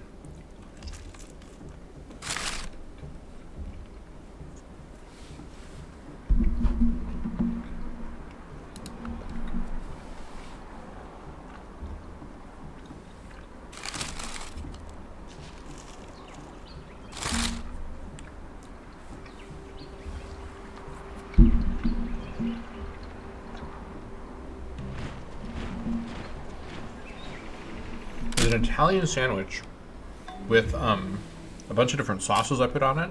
Or that I ordered to be put on it by the restaurant. It's really good. Oh, Gemsbach. Let's go for it.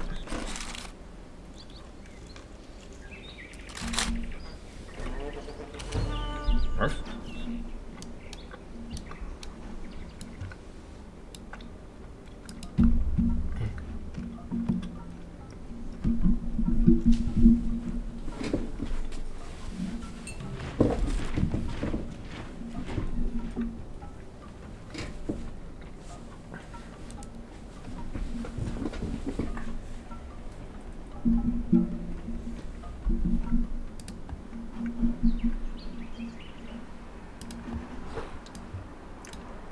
I'm so ready for March.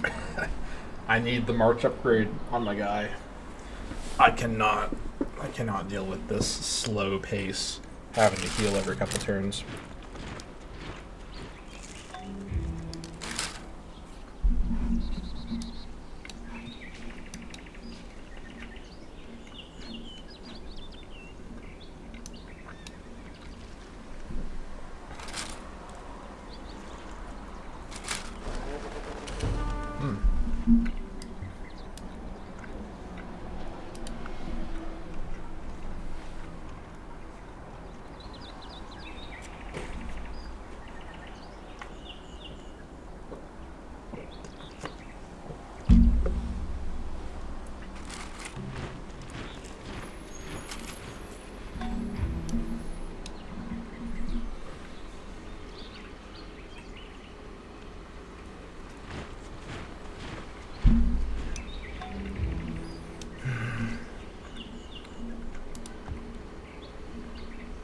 Oh?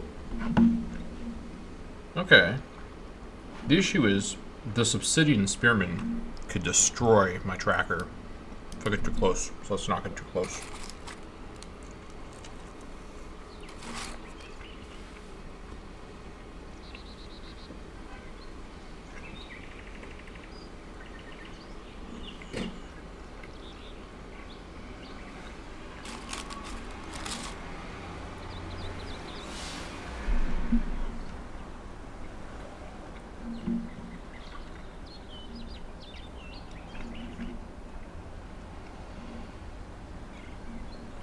Oh my gosh. Okay, you know what? This is fine. It's just a bunch of birds moving closer to me, which is what I like. I'm all for bird proximity.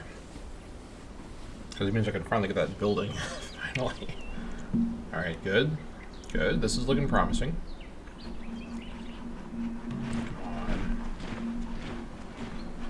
Come on. Okay.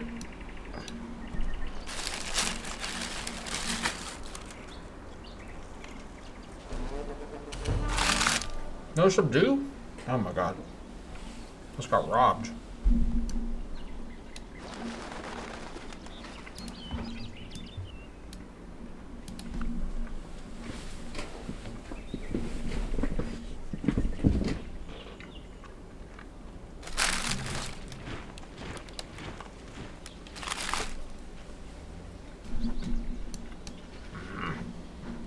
Birds are gone. Unbelievable.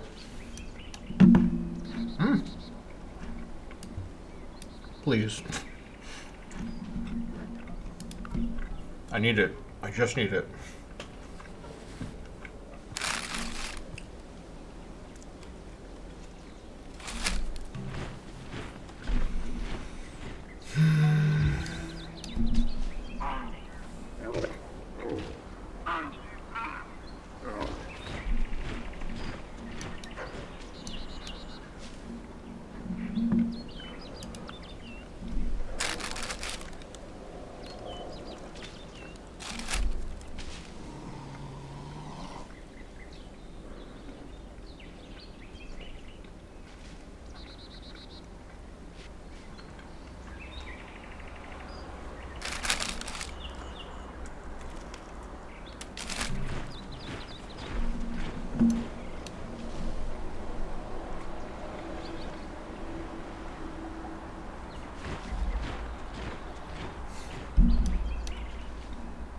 Unbelievable.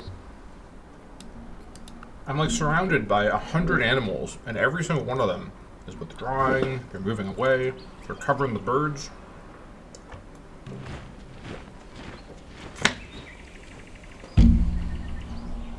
Just, I don't even know. Like, what do you even do in that situation? Oh, more birds. Okay, come on. Surely, and they can go over the mountains. Never mind. They can fly. Yeah, I guess that's the thing that birds can famously do.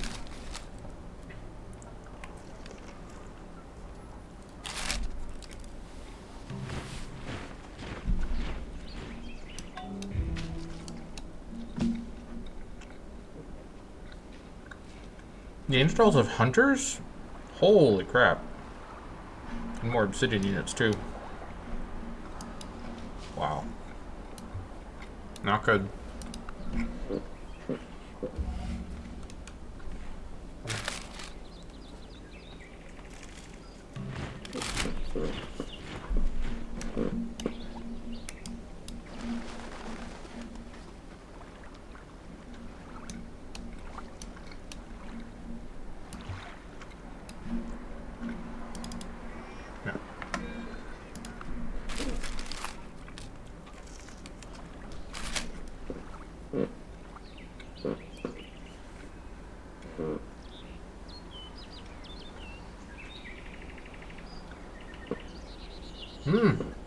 Flamingo. Turkey, that works.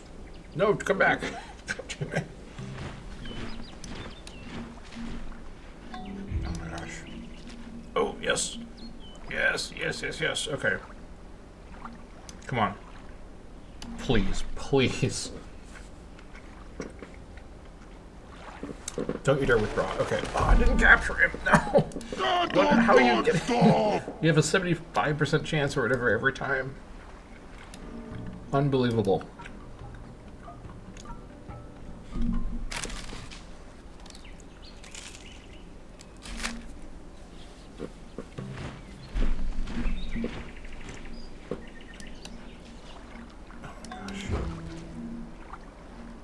Yes. All right, turkey time. Come on, please. Okay. Don't give them no chance! Don't stop! Yet, no. Come on. This is unbelievable. Come on. How fast can they be? They're turkeys. Like, he can't get away from me, right? I'm in the woods. Oh, he went under the bison stack. No. Oh my gosh. Please, I just need a bird not covered by 500 billion animals. Like, I can kill all of them if I have time, but I have to just chew through them all one by one, and it's miserable.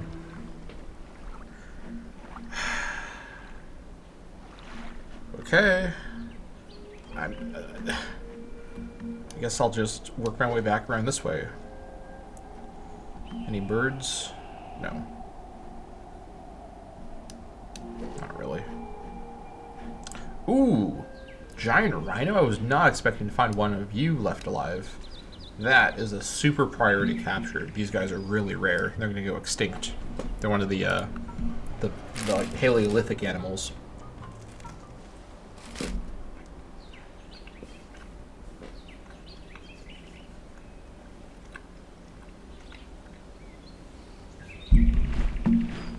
Tracking this. Oh, I didn't even realize there was a bird there. That's fine. Come on, please. Please subdue this guy. Okay, good. That's a razorbill. I know for sure I have their heritage. Alright. Please. Please, please, please.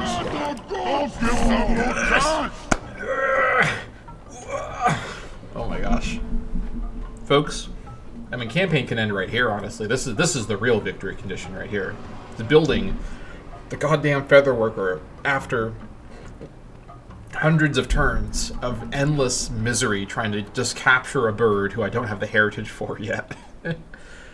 Oh my god, okay. Finally, it's over. The ordeal is over.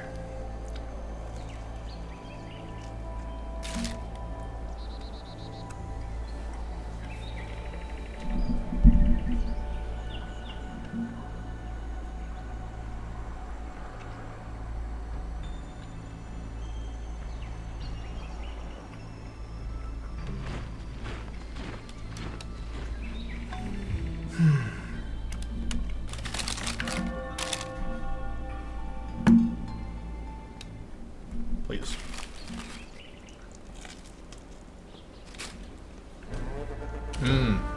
Nice. Very nice.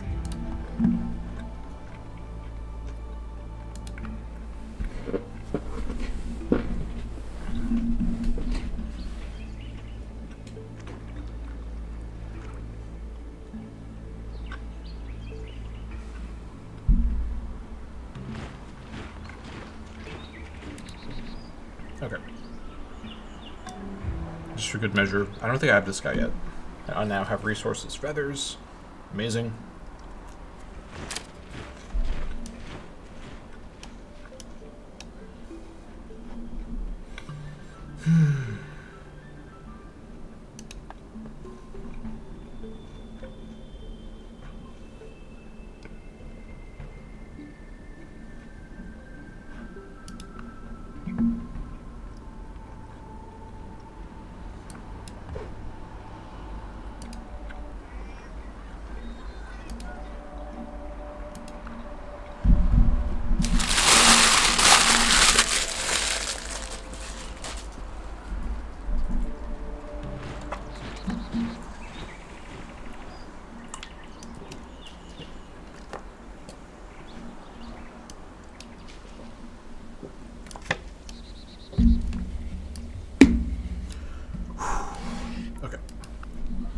I have been satiated by that delicious sandwich.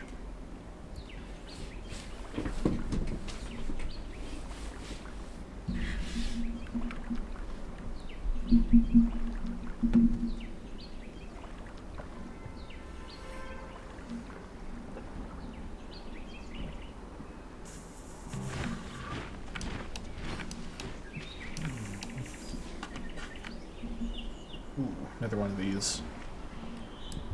Very nice. I think I'll go until 1750 turn. Or turn 1750, I should say. And then I'll call it there. That feels like a pretty good amount of time. We are the number 4 wealthiest civ in the world. Okay. I suppose that's pretty nice. Please subdue. Nice. That is excellent news. My culture looking elegant is next. That's going to be what allows us to work the third tier out. If we had tiles that far out, our city seems very shy about expanding its borders for some reason, but okay. I guess it's just, it knows that I'm good at the game and it doesn't need to give me more territory to work. Why would it need to do that? Certainly not necessary. Okay, this guy's going to add the Hast Eagle. I could get the Phoenix building from him, but I could just build it myself, and it's really cheap, honestly. That's 5 turns. That's fine.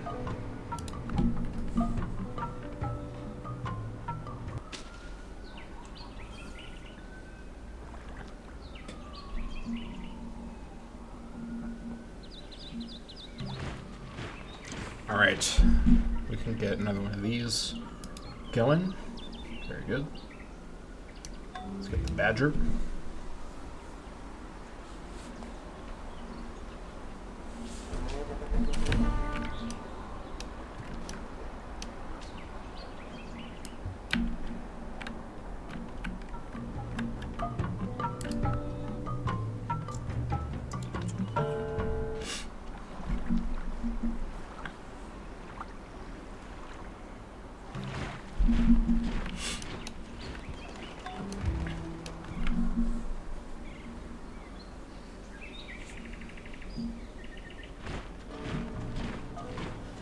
Alright, I thought I didn't have Badger. It was good to see.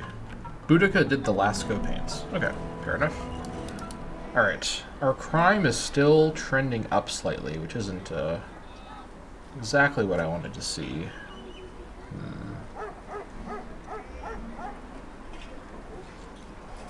I thought with Pragmatic it would start to get under control, but maybe it's actually, this is the under control compared to what it would be otherwise.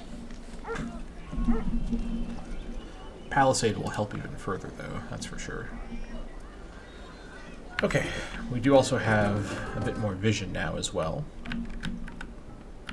That is quite good. 3 turns away for that. Good. I think Palisade should be next as well. I guess I'll quickly throw in Folklore Phoenix. Might as well quickly get that built.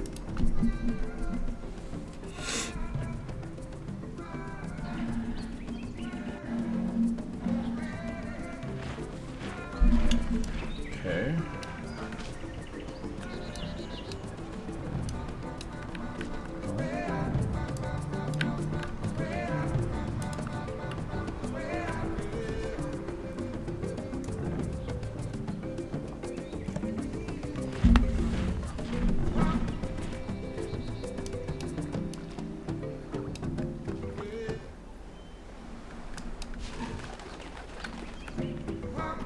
Okay, looking good. Still no sign of our mysterious 8th Civ. But we've met most of everybody else.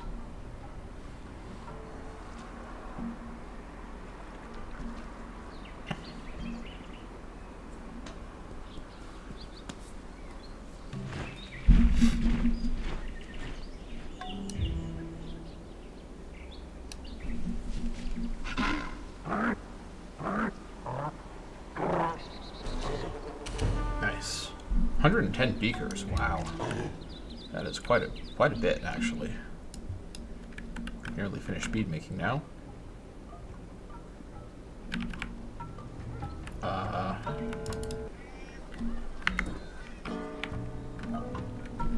Let me, folks, I'm just noticing a slightly unusual thing about this cottage. It appears to be invisible. Do Neanderthals not have a cottage sprite? Is that... I mean, that's going to be really confusing if that's the case. They seem to have sprites for everything else. I mean, I know the cottage sprites are kind of culture-specific. Maybe next turn it'll show up. Very interesting. Alright, 40 versus 43. That's definitely worth it. Just interesting. I'll have to see if this is a known issue with the Neanderthals. that they just don't have a cottage sprite. It's not the end of the world, but I thought at first my gatherer had been like deleted somehow, but nope, it's there. On the motionless branches of some trees, autumn berries hung like clusters of coral beads, as in those fabled orchards where the fruits were jewels. Okay. Another fire. What did we lose this time? I think we lost the Skinner. Alright, well, we'll finish the Phoenix and then we will rebuild the Skinner, and then we'll throw out the Palisade. We seem to be steady at 776 right now, so that at least is good to see. Okay. Let's attack this badger.